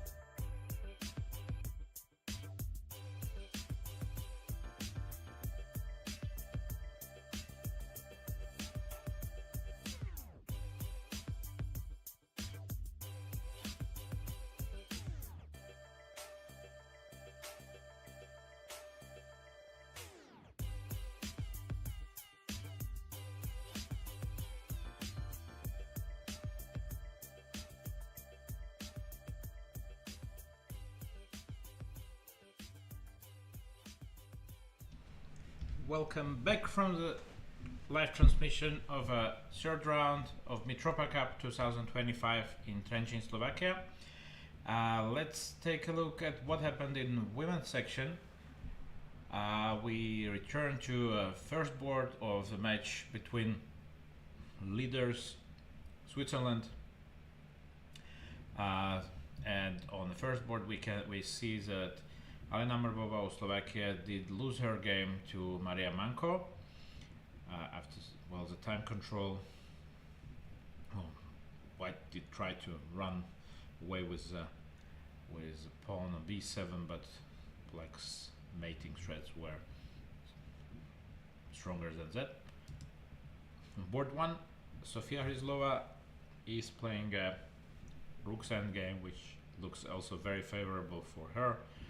It seems that also in this game, Swiss player will prevail. Olivia Sekova on board 3 did draw her game against Shatil Or. We saw this position after the opening shortly, and we promised you to take a look if she did play this yesterday, and indeed she repeated the line. Surprisingly, her opponent was not so well prepared, but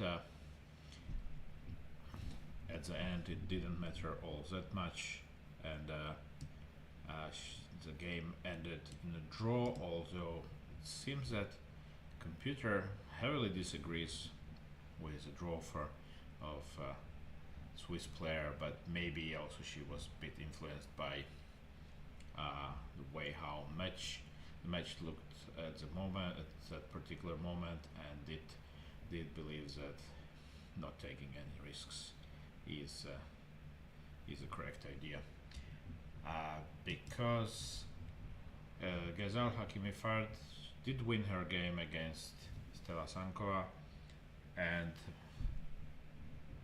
this seals the win, or the overall win of Swiss team against Slovakia. So Swiss are doing very well in one third match in a row. On the other hand, Slovakia is still to score first points in this competition, and it seems that Swiss ladies team is very serious about this event, and they look very, very, very convincing at the moment. So maybe we are seeing one of the favorites to, overall, if not win, at least a very, very high position in this tournament. Of course, still lots of play in front of us, but so far very impressive play by Swiss ladies. Emilie Nerge won her game against Marina Brunello. That was Nimzo, where White did look preferable at the beginning and did confirm it in the later stages of the game. The game of Olga Zimina against Juliette Kornilo is still on, although if I'm not mistaken, Black is rook up, 2 pawns. It's not sufficient, of course, and so also in this game, the French player is gonna win. Board 3, Emilie Alfano with White against Alexandra Shvedova. White is exchange up, but Black pawns are quite dangerous. I would prefer Black here for sure.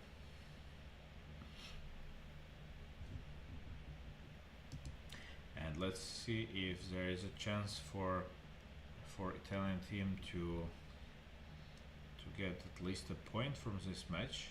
Thea Gecci is not better with White here. Probably she would be quite happy if the knight on c5 will not come up with some unpleasant forks. I guess that here Black is very comfortable and should not lose this game. Czech Republic against Croatia. The dragon we had on board 1 did end up peacefully. Anna Berke against Joanna Worek.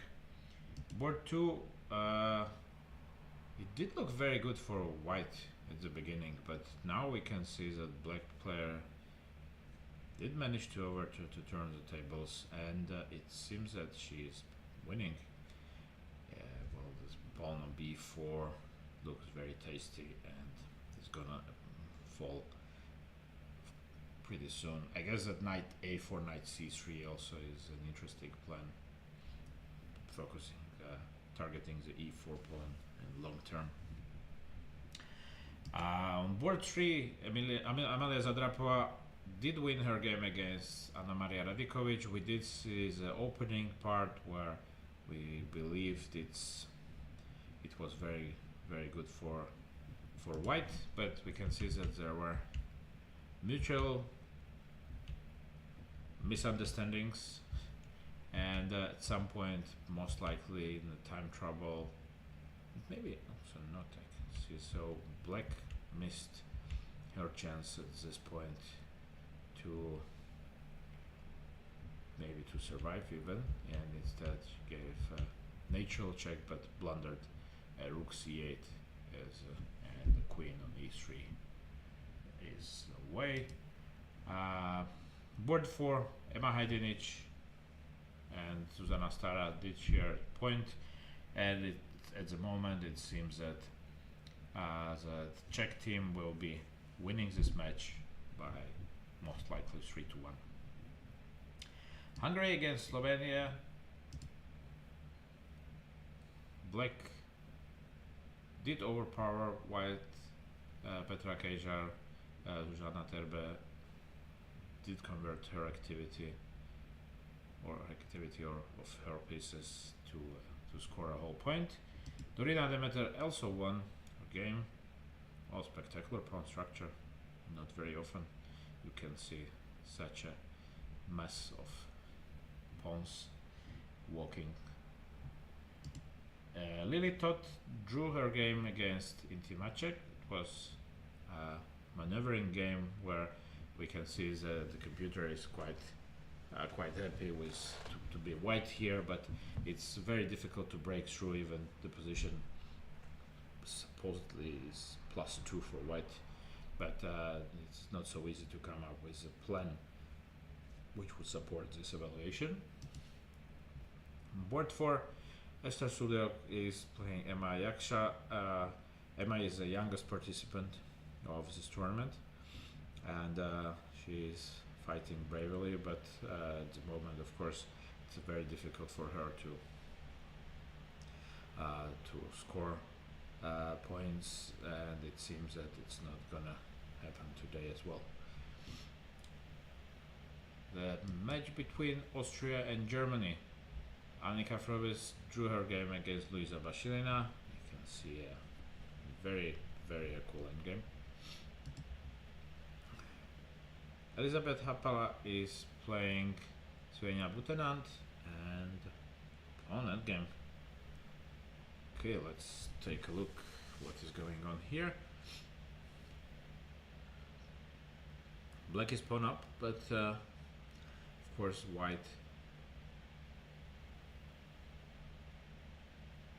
could have had some chances, I wanted to say, but it doesn't look so, because this should be winning for black, I think.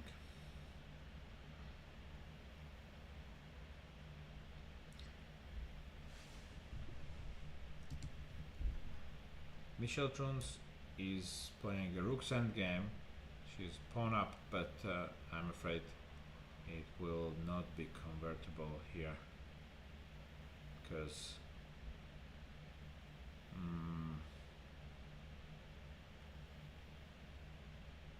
oh wait,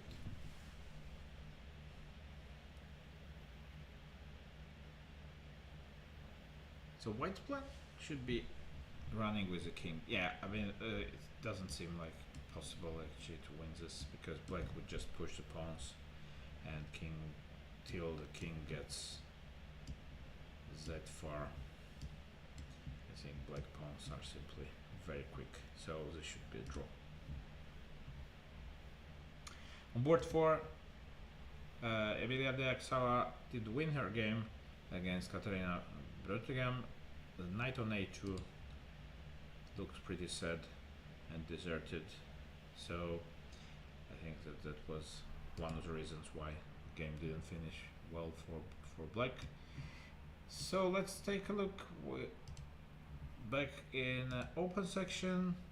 I would believe that many games would finish there, and indeed on board 1 of Slovakia against Switzerland a draw was achieved. I think that Jergush was better throughout the game, and we do see that computer actually is very pessimistic about White's play in the second part of the game. He was better at some point, but then actually was most likely lucky to not to get in deeper trouble. So there will be a match decider will be in this game of Samir Sahidi against Fabian Banziger. White should be better, of course, because pawn is this advanced pawn on a4 is eternal threat to black's position. But of course, knight endgames, they are very similar to its often said that white knight's endgame are very similar to pawn endgames, where every tempo is extremely important, and white has to decide how to use his active position of his king. After g5 there is a choice of several moves. One of them is definitely g4.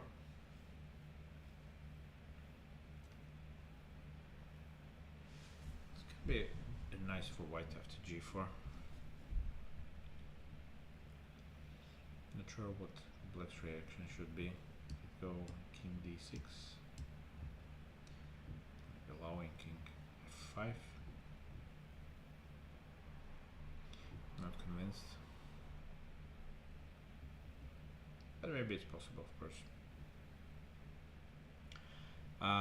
We saw the first 2 games of the match between Italy and France, and on board 4 Jan Zinkiewicz did win his game, and now the match decider will be game on board 3, which looks like heading for a draw here. White is a pawn up, but black's pawn is very advanced, and this should be sufficient to survive in this game. What about Czech Republic against Slovakia 2?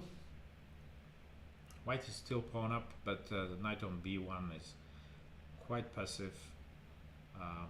Rook d7 check, most likely black would have to go king e8, and then white should go to d3. There's still some chances, still some that white can try to convert this somehow, to use this extra pawn. Petr Gnojek won his game against Lukáš Bango, so Czechs are leading with 1.5. And finally, the white knight makes his appearance from h2, improving heavily to f3. Still don't have so many squares, but at least some progress.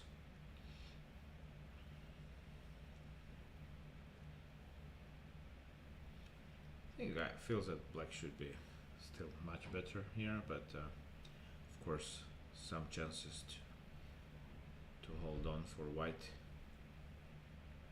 Bishop e4, bishop takes b3 was another option, but bishop e4 looks also quite good. Maybe regrouping with the queen coming to d5.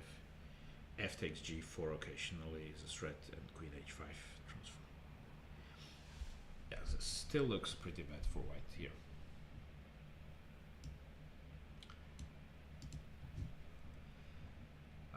What about Hungary against Slovenia? Black bishop is quite active. Bishop c6. asking the queen to leave the central square on e4. Probably will have to go somewhere like c2. Should be fairly equal position. Oh, an interesting endgame. Black's b3 pawn can be a huge asset in this situation. White would probably have some problems here to hold on. What about board 4?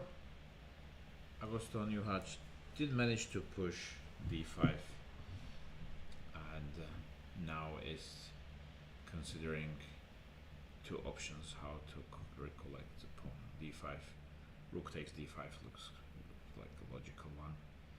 Then black may have an idea of bishop a7 and queen e2.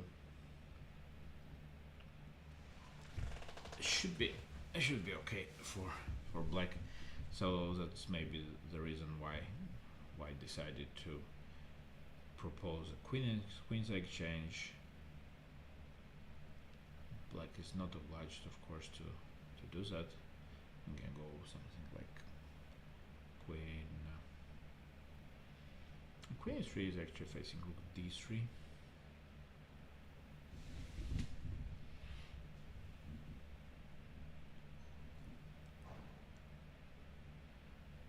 It can be still unpleasant for black, true. Valentin Baidetsky, oh, there is a king running, but should be very interesting here. We saw this position and black went for e4, bishop e6, direct way to threaten the main. Rook c8, very nice move. Winning some material after f2, check, and bishop d4 just in time to catch the pawn. e3, a tactical try. The idea is that if bishop takes e3, of course queen e5 check would come, but white doesn't pay any attention to this e3 pawn and just pushes his strong pawn to e7, and I guess the resignation is very close here.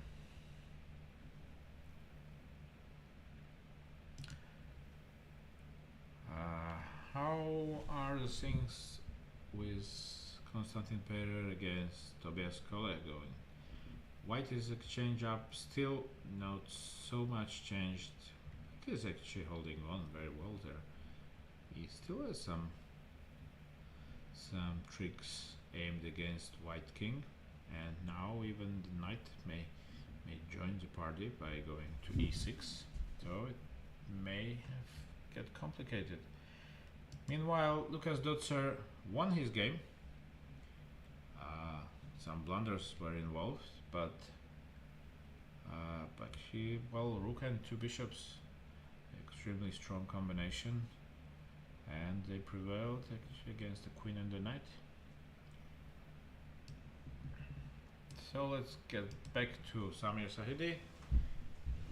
Did play knight d2, not g4, and black decided to restrict white's options by going knight a5.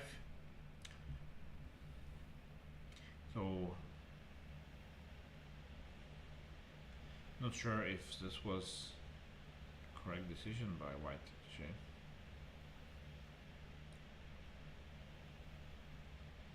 Doesn't seem like a big progress.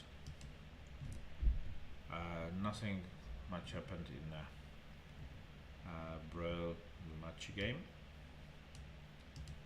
What about the Jablonski Finek? We did king e8, rook d3 happened, and now it's black considering his defensive options.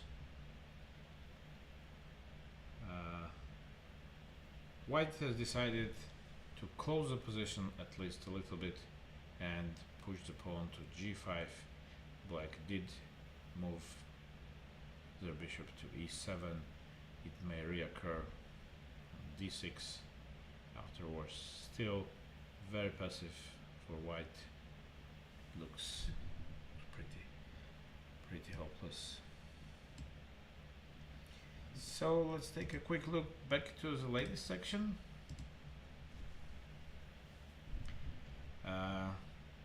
In a game, in board one game, or let's say match number one game, Sofia Rizlova managed to win her game also against Lucia Shevchikova. So the overall score is 3.5 to half for Switzerland. 3 games are still on in the match of Italy against France. Well, board 2, Black is still rook up, so just a question, a matter of technique. And on the other hand, Black pawns got to move, and they are reaching their destination, I think.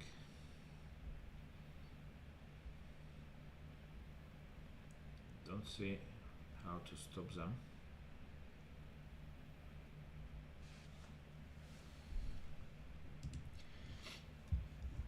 Tiagachi will most likely have to fight for a draw rather than thinking about equaling the score in the match. Very comfortable situation for a French player. Czech Republic, Croatia. Tihana Ivekovic is trying to hold on in the game, but Lada Zoboa she found a very nice way how to regroup. Now the king came to d4, and b4 falls a little bit later, I guess, because knight c4, knight e5 also is a very strong idea.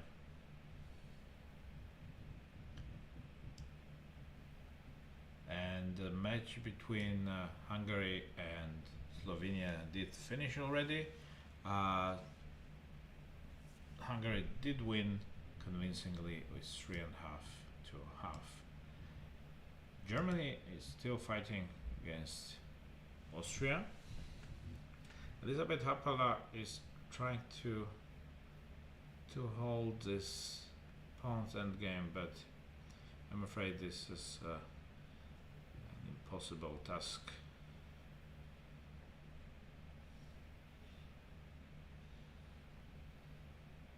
Or at least it seems so.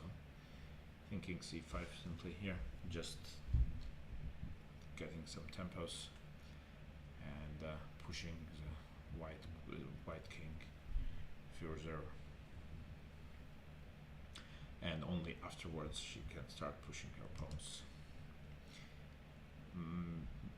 Michel Truns against Katarina Katar. We saw this endgame. It seems that the draw is coming quite soon.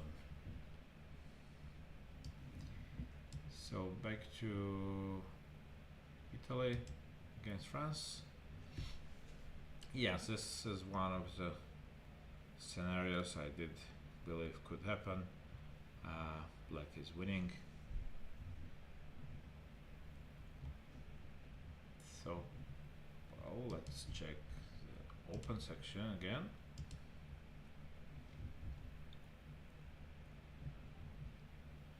We can check the games which didn't finish. Let's start with Patrick Stevik trying to hang on in this very, very unpleasant position against Joachim Nemeth. Knight e1. Well, if we rate the passivity of white pieces, it will be on some very high mark. Black can choose now what to do. Queen d6 looks quite good, for instance. Just asking the question where the white bishop is supposed to go. Queen d5, very similar idea.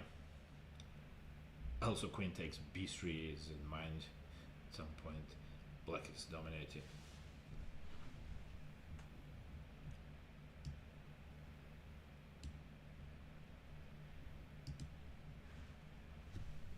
The game between Balázs Pastor and Maxim Goroshkov did transform to this queen's endgame, which should be pretty drawish, I believe. And what about board 3? Why did decide to sacrifice pawn in order to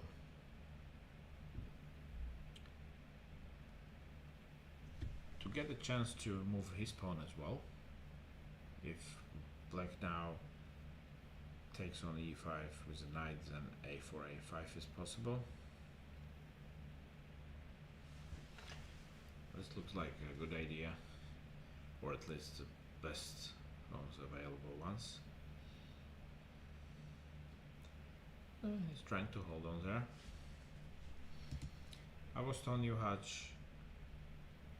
Oh well, interesting play by black. He sacrificed the pawn in order to open up his bishop's perspectives. And rook e7 with protecting the pawn on b7 and threatening or planning to go rook f7.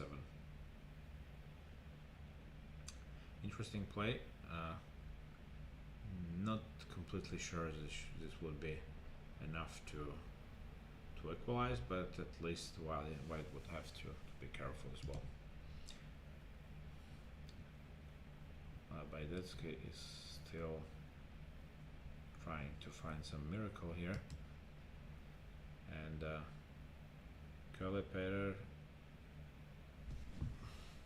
white managed to get another pawn, but can he escape from the checks? Yeah, he can. King f2. If queen c2, then rook e2. Knight f6 is not really available because there is queen f8. Yeah, king f2 should be bringing white an important win. And then it seems that, oh, he went to g2. Okay, I don't know why that, but it seems that this is not going to be any big difference, and the match will most likely end up in a very fighting draw, 2-2.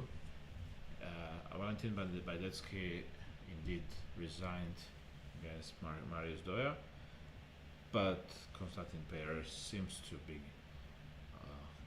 equalizing the score for Austria. Let's take a look at Samir's game. Knight e9. He went with the knight to e4. So he first went king d3, king d5, and knight e4. Now the plan is to push the black king after knight c3 to push him back. I think Samir is very happy at the moment because his favorite, one of his favorite pieces, a knight, is on the board, and it's an active knight, so he has very serious chances to win this game. I think it will be very important because it will bring the overall win and keep Slovakia in serious contention for be at least top 3 in this tournament, which would be, I think, a very nice gift to the organizing country. So let's see how this will play out. Rook's endgame, which didn't really change its evaluation, I believe, should be pretty drawish. Václav Finek finally managed to bring his knight to play. Once it appears on e4, then maybe black can be in trouble. So, but the key question, of course, is if black can survive after rook d8 here, because this is a move which looks quite logical. Exchanging the rooks, white would take and then go knight c4. And with the active knight on c4, even with a limited number of pawns, there will be good chances to win this for white. And Václav is a very good technician, so I'm sure that he will use all of his chances to win this game. Patrik Stevik is still under heavy pressure against Joachim Nemec. Well, the problem with White's position is that even exchanging some pieces may not bring any big relief.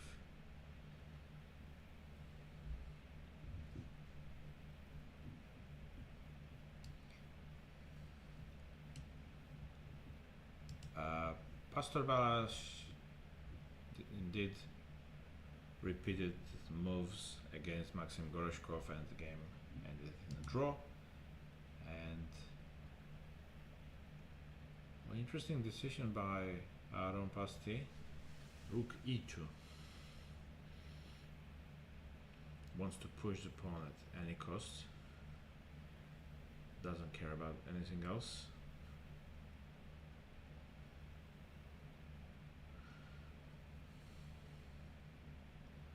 E takes d6 looks like a logical continuation.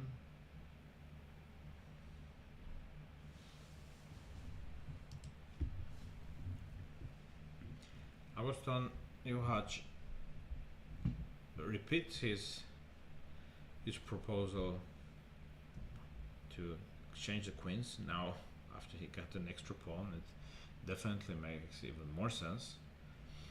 And I would assume that black is not going to accept and will try to come up with some way how to avoid the exchange of the queens. And Tobias Köhler is trying hard to survive in this end game, but somehow I feel that this shouldn't be working.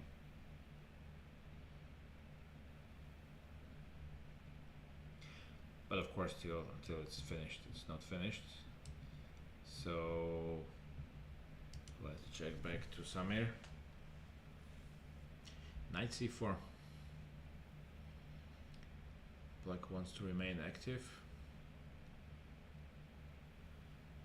Knight f6 check. Looks quite promising here. King c5, king e4. And then try to get to the king side pawns. Looking more and more like a winning endgame for white.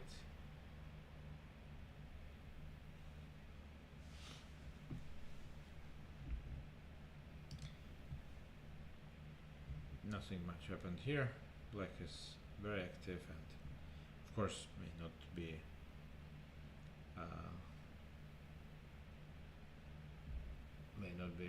any winning attempt of course, but a draw should be more or less guaranteed. And exactly what we thought happened in Finek Jablonitsky game. Black decided to change the rooks, and now we'll hope to hold on in this unpleasant endgame. Quick check to Stevik Nemec. Wow, Black decided to move his rook finally from a2 after a very long time. Threatening rook takes e1 at the moment, and forcing white or pushing white to make some not very pleasant decision.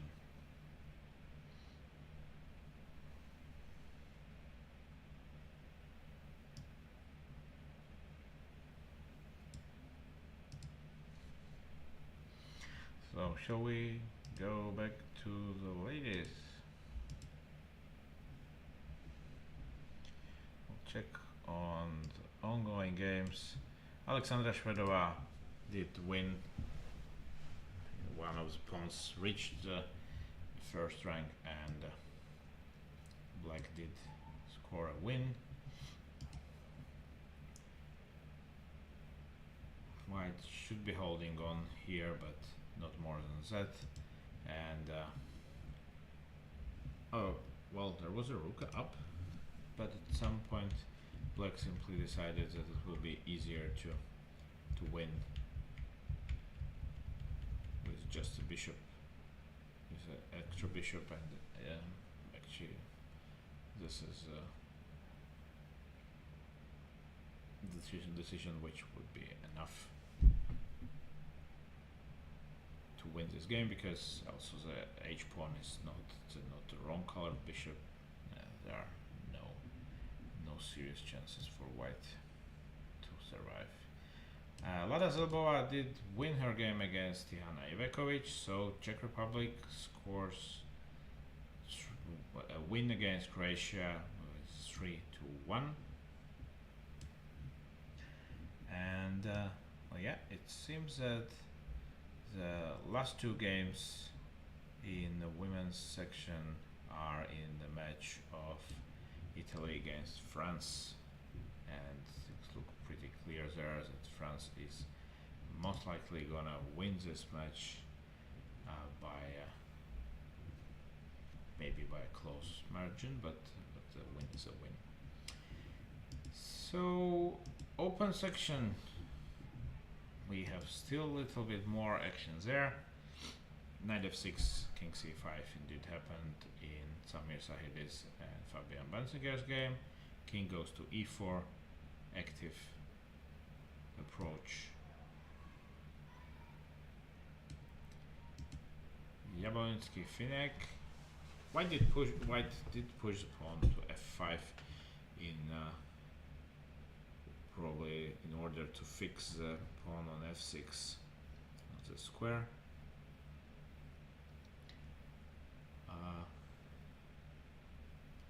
What would be the winning attempt here? Does he simply bring the king to f3, a4? Black will have to do something like knight b5 and then hit the bishop by king c6 after bishop c5. I feel that white should be able to play this for a win.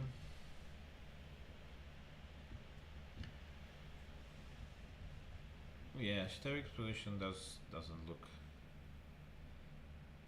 more promising than a while ago.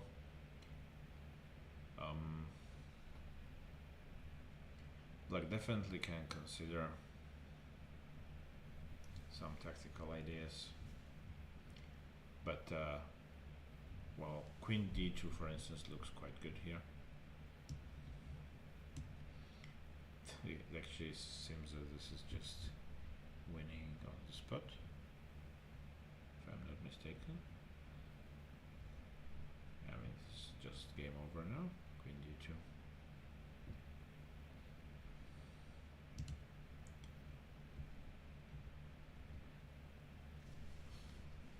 And if Joachim Nemeth wins his games, then Czech Republic will seal the win over Slovakia too. Of course, Václav Finek will also try to win his game, but it will not change the points distribution in this game. And queen d2 is the board. I believe that also here we are not very far from white's resignation. And let's see what is going on in Olenik Pasti game. Well, white has some runners also. Pawn on b2 is of course very strong, but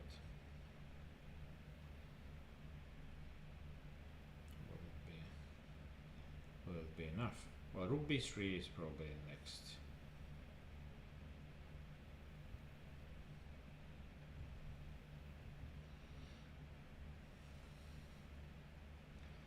We'll have to do some calculation, it's true. King h2, rook b3. Now, most likely knight should go to c6.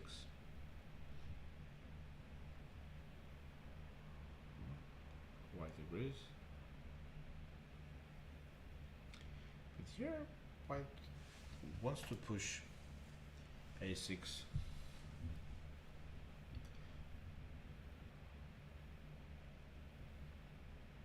Interesting endgame. Knight c4, a6, rook a3, a7, rook a1, maybe d6.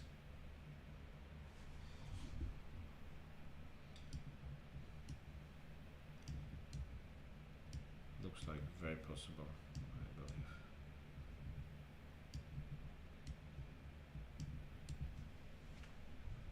Trying to distract the knight from c4 in order to win this pawn on b2.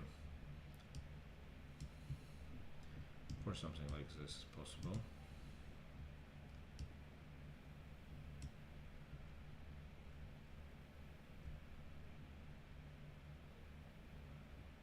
Not sure what it is.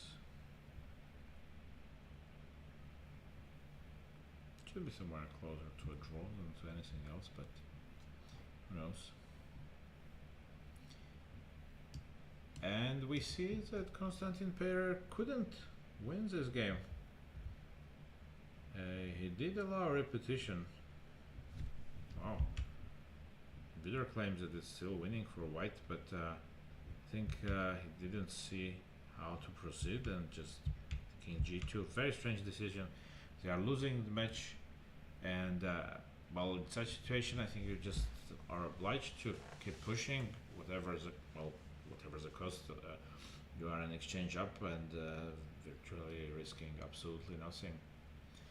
Well, I don't know what were the reasons, but oh, I apologize. My bad. Okay, sorry. Everything wrong. I did from some reason think that Germany is leading, but it was Austria leading in fact. So actually, by this draw, he on opposite, he sealed the win with 2.5. So very sorry, just misread the results. So then the decision is pretty much understandable.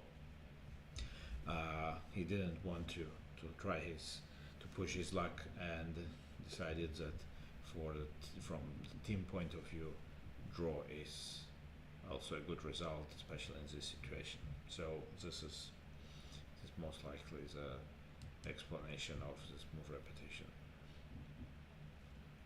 Black is trying to create some activity in Juhaj Skrbets, but well, you know, a pawn is a pawn, and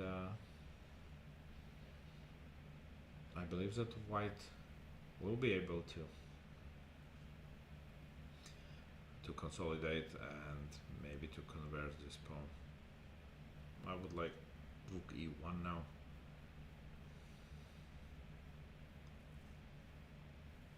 Would seem like a good move, trying to bring the rook to e4, for example. Let's check on Samir and his knight.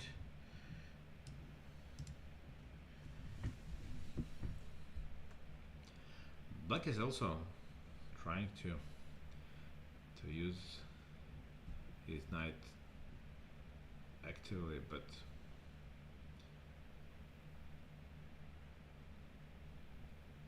king f5.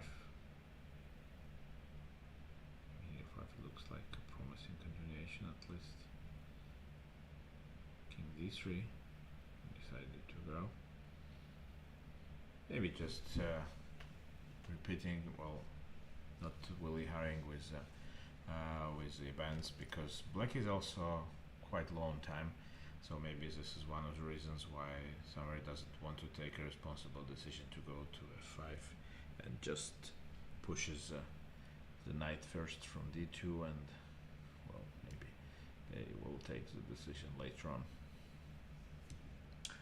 Joachim Nemeth did win his game. Queen d2 was the final move of the game. We little bit expected this.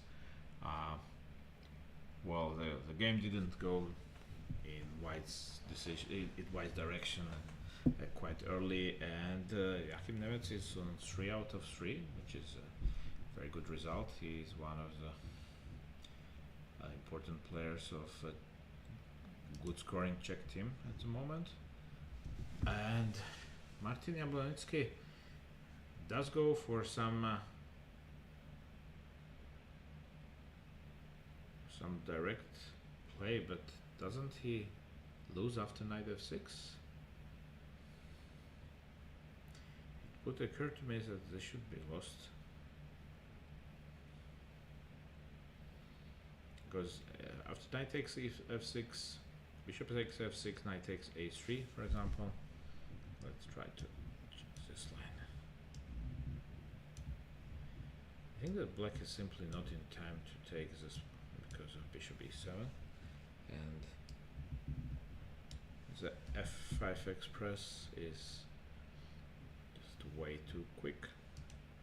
And if not this, how else does black survive in such an endgame?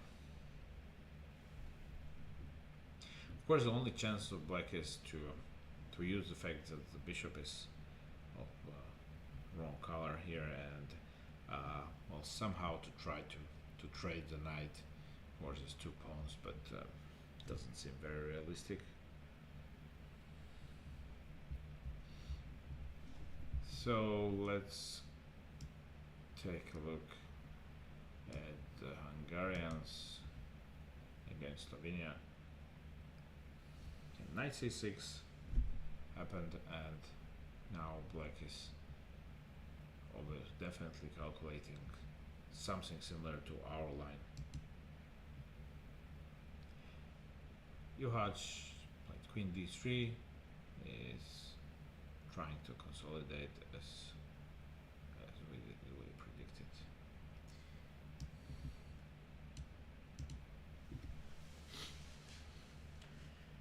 I'm not sure if Samir did reach any progress by going king d3, so I would assume that, okay, knight e4 check, king c6 quickly happened.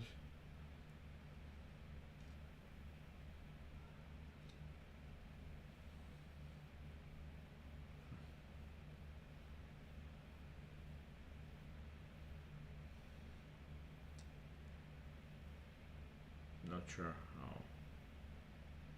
how further. A knight f2. Wow. King d5. Maybe a5.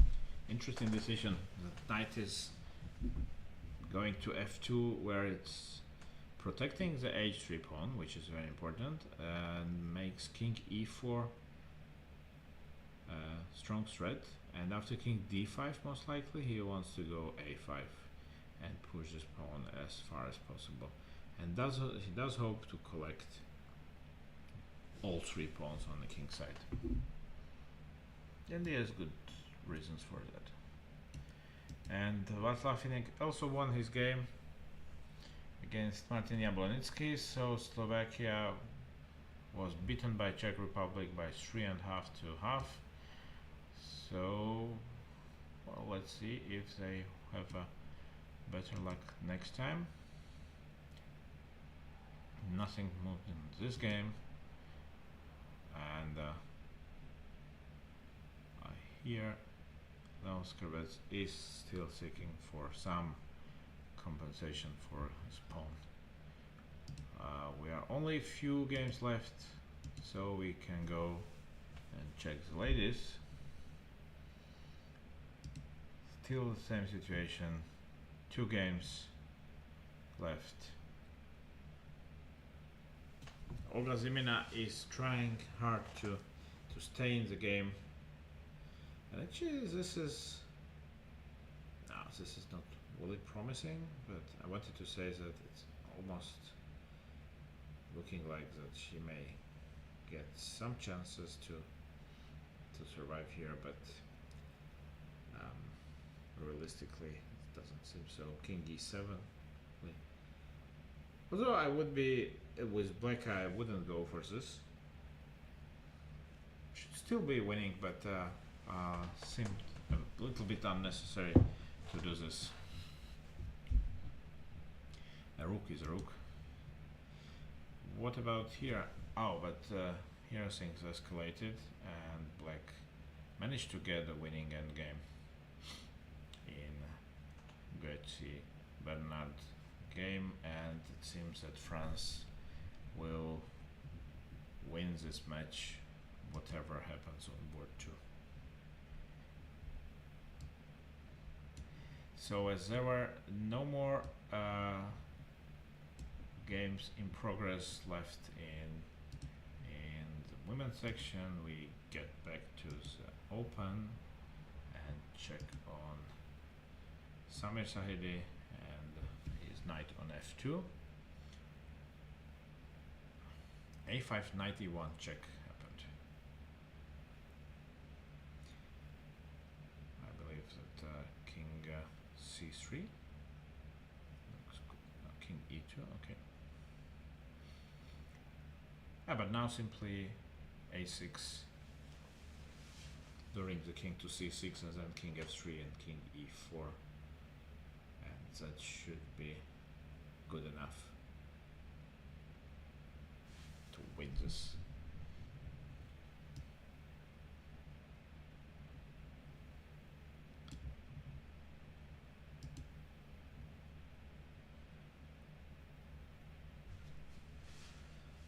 Now Skarbets is trying to force white to take on e5, but I think that queen f3 will happen instead. That is on the board.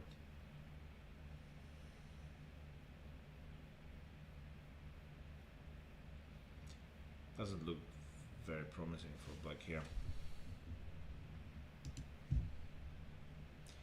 The line we suggested is on the board in Olenik Pasti game. Rook a1 d6 is very... oh, king g6. But what is black going to do after d6?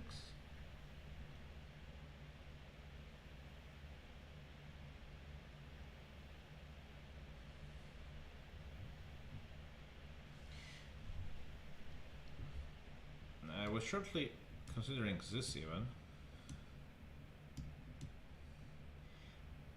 but it seems that black may have a good antidote in this. It takes a7 and king f7 and black is in time. Yeah, probably just d6 immediately, no?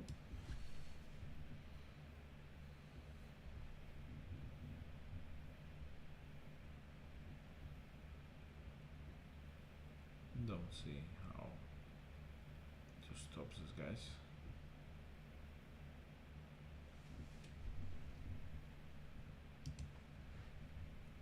Yeah, d6. White may be winning.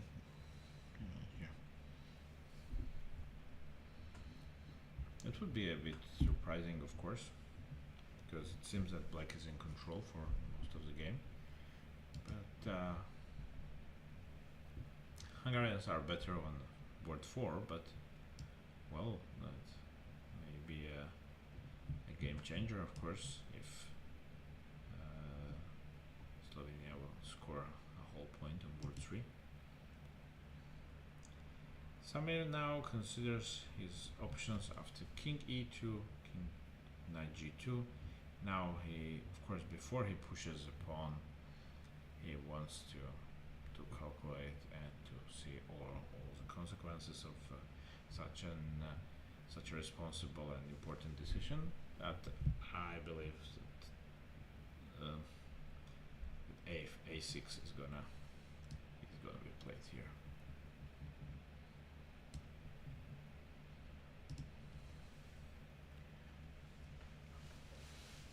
So this was black's hope, to bring the knight to c8 and then probably to give it up.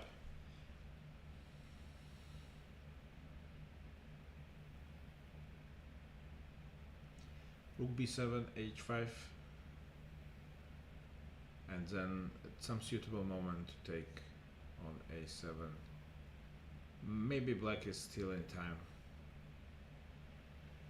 and the position is not so critical and should end up in a draw at the end. This is a good defense. King g6, I underestimated a bit. It seems like a saving motif, and of course, unless white is gonna try to win with the rook and the knight against the rook, not very likely to happen. And if Agoston Juhaju will convert his his advantage here, then Hungary will still may win this match. Sommer does take his time regarding the a6 option. Otherwise, we don't have any more games running except the two in Hungary against Slovenia match. So let's make a quick check to the ladies how things are progressing in this end game. Well, like I think like exactly like this, it should be winning for black. But yeah, again, I would repeat that I probably wouldn't complicate things here. Rook's endgame, which looks pretty easy winning for black. Rook h4 check probably. The rook goes to. Then rook goes to d4, and if king f5, or rook h5 also possible, I guess, because pushing the black king, the white king back, and two, and eventually three connected pawns should be winning. Alright, so it seems that we have slightly more interesting games in open section. Samir did go with a king to g3.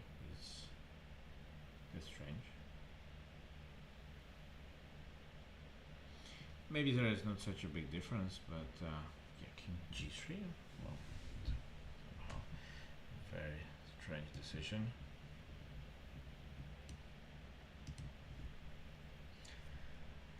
White did understand what's going on in this game, and it's gonna take some time to accept the fact that your winning chances were there maybe, but black did find the right way how to defend.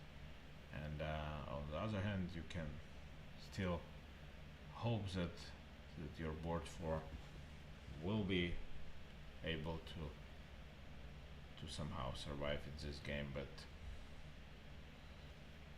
doesn't look like an easy task at all.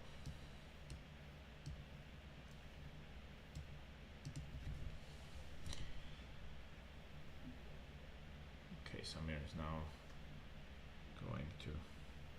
probably going to play a6 anyway here, but I would prefer the previous version. Maybe he can repeat on knight e4, try to play for a small trick. Of course, the knight is untouchable because the pawn will just be running very quickly. Maybe knight f6 was his idea. No.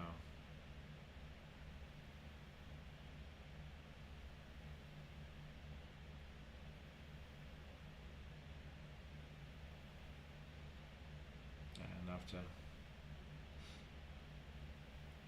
okay, king c6 most likely. Anyway, not convinced actually like this. I did like the position better before. Now king c6, just giving too many tempos to black. I did like the knight on f2.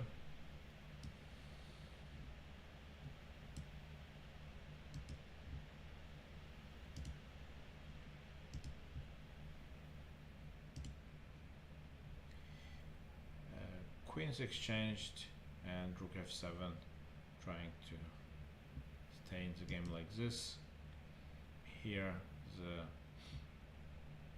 probably the final moment of the game, or maybe rook and knight still will be on, but yeah, I don't know. Maybe Samir did toy with the move orders too much.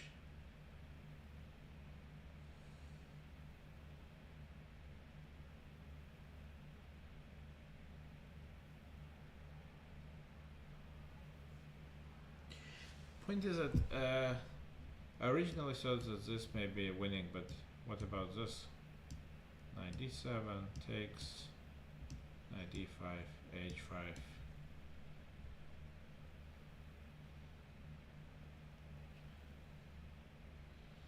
This doesn't look like winning.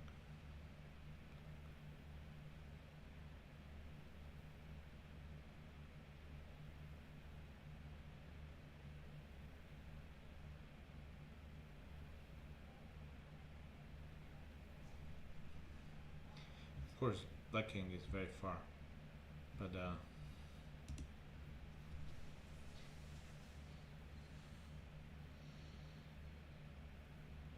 have a feeling that white did misplay this.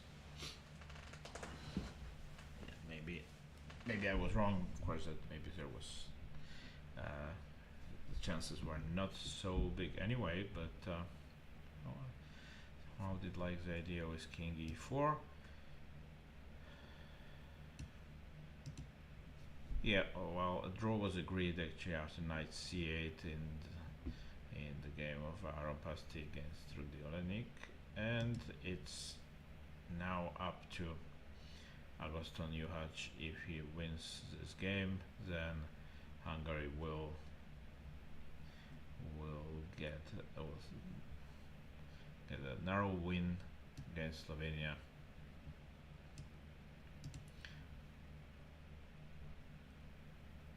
Well, we, as a rule, we don't use an engine in our commentary, or at least I didn't do. But I'm very curious if white. Well, first thing is unfortunately confirmed. Unfortunately for Slovakian fans, that this position is already a draw, but. It seems that all the way, so my assumptions that this position can be winning was wrong all along, so the difference is maybe not so big, and actually the same motive with h5 will be working here as well, and to my feelings that it was winning was wrong, but it was winning in this position, interestingly. King e4, king d6, and here g4 is wrong. King f5 in this position with the pawn on g3. Actually, the engine thinks that after pushing g4, this missed the biggest chances here. So king f5 and king g6 was to be done. Alright, off with the engine. We don't want you anymore. And I think that Samir understood that he is not going to win this game. Let's have a quick look back to the ladies, and we see that black did manage to find the right setup, or at least I do believe so.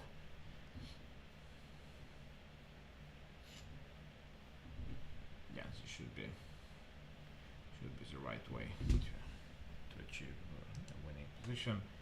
And yeah, here also 2 pawns up look like sufficient material advantage to win this game as well.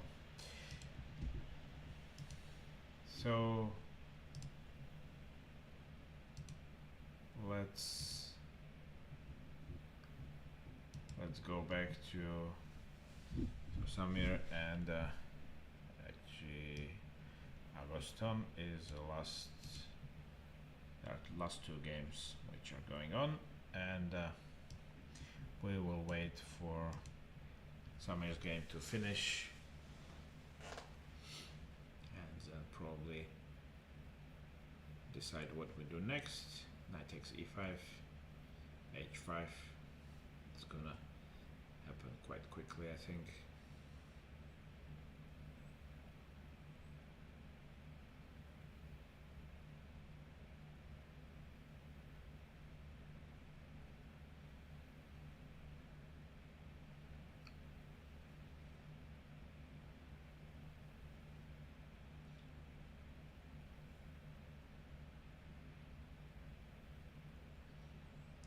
Black did defend reasonably well.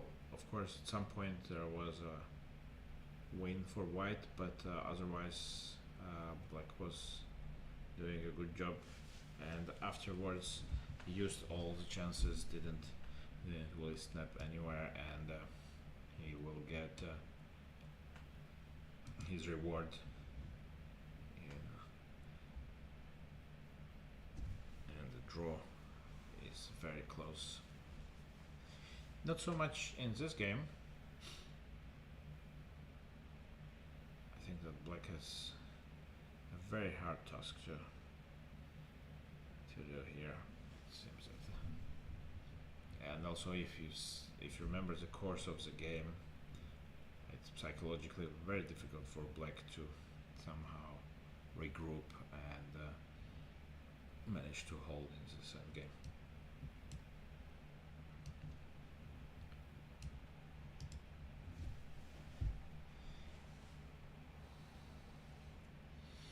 I'm sure Samir is not very happy at the moment, but actually it was a difficult endgame, and the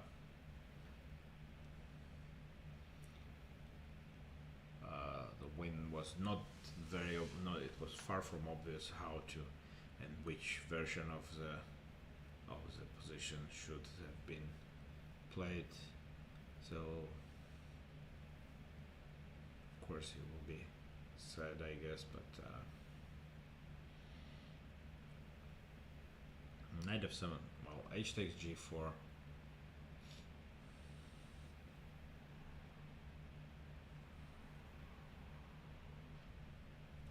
Black can also go h4 check here, I think.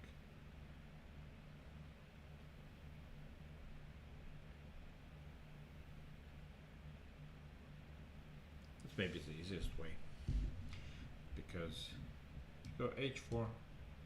It looks strange not to exchange the pawns, but you actually push your king to h2 and knight e6, and whenever white king appears on g2, you just go knight f4. Of course, you can try to reroute himself by this, but then black king is also coming quite quickly, and is gonna be here just in time. Maybe after king e3 there will be some complications. Well, maybe there's no point to do this. Yeah. Oh, but he has a direct way to a draw. Of course, h4 will be just unnecessarily complicating things, and after knight f6, black is going to get a pawn on g4, and of course, despite having an extra knight, white cannot win this game. Let's check on Juhaj against Krbets, and black pushed g5, which is a bad sign. King g6, not really improving the position of the king, because rook b6 is gonna kick it back. I think white is gonna progress quite quickly here. For instance, check looks very nice, and then maybe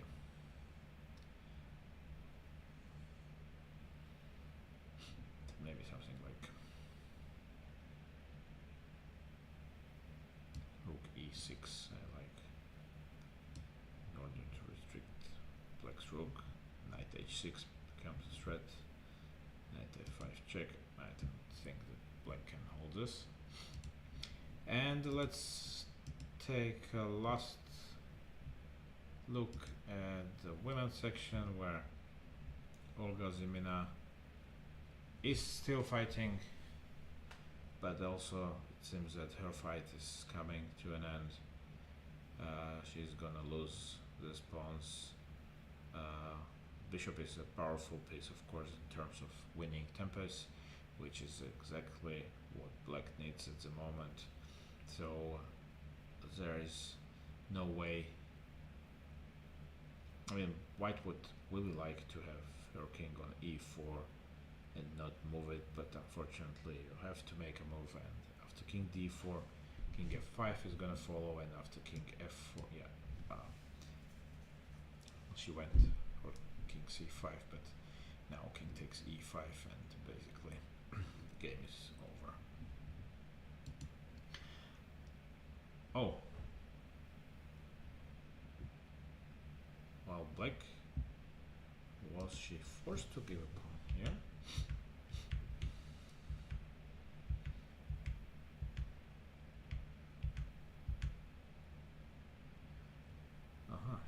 She wasn't forced, but actually this is also winning.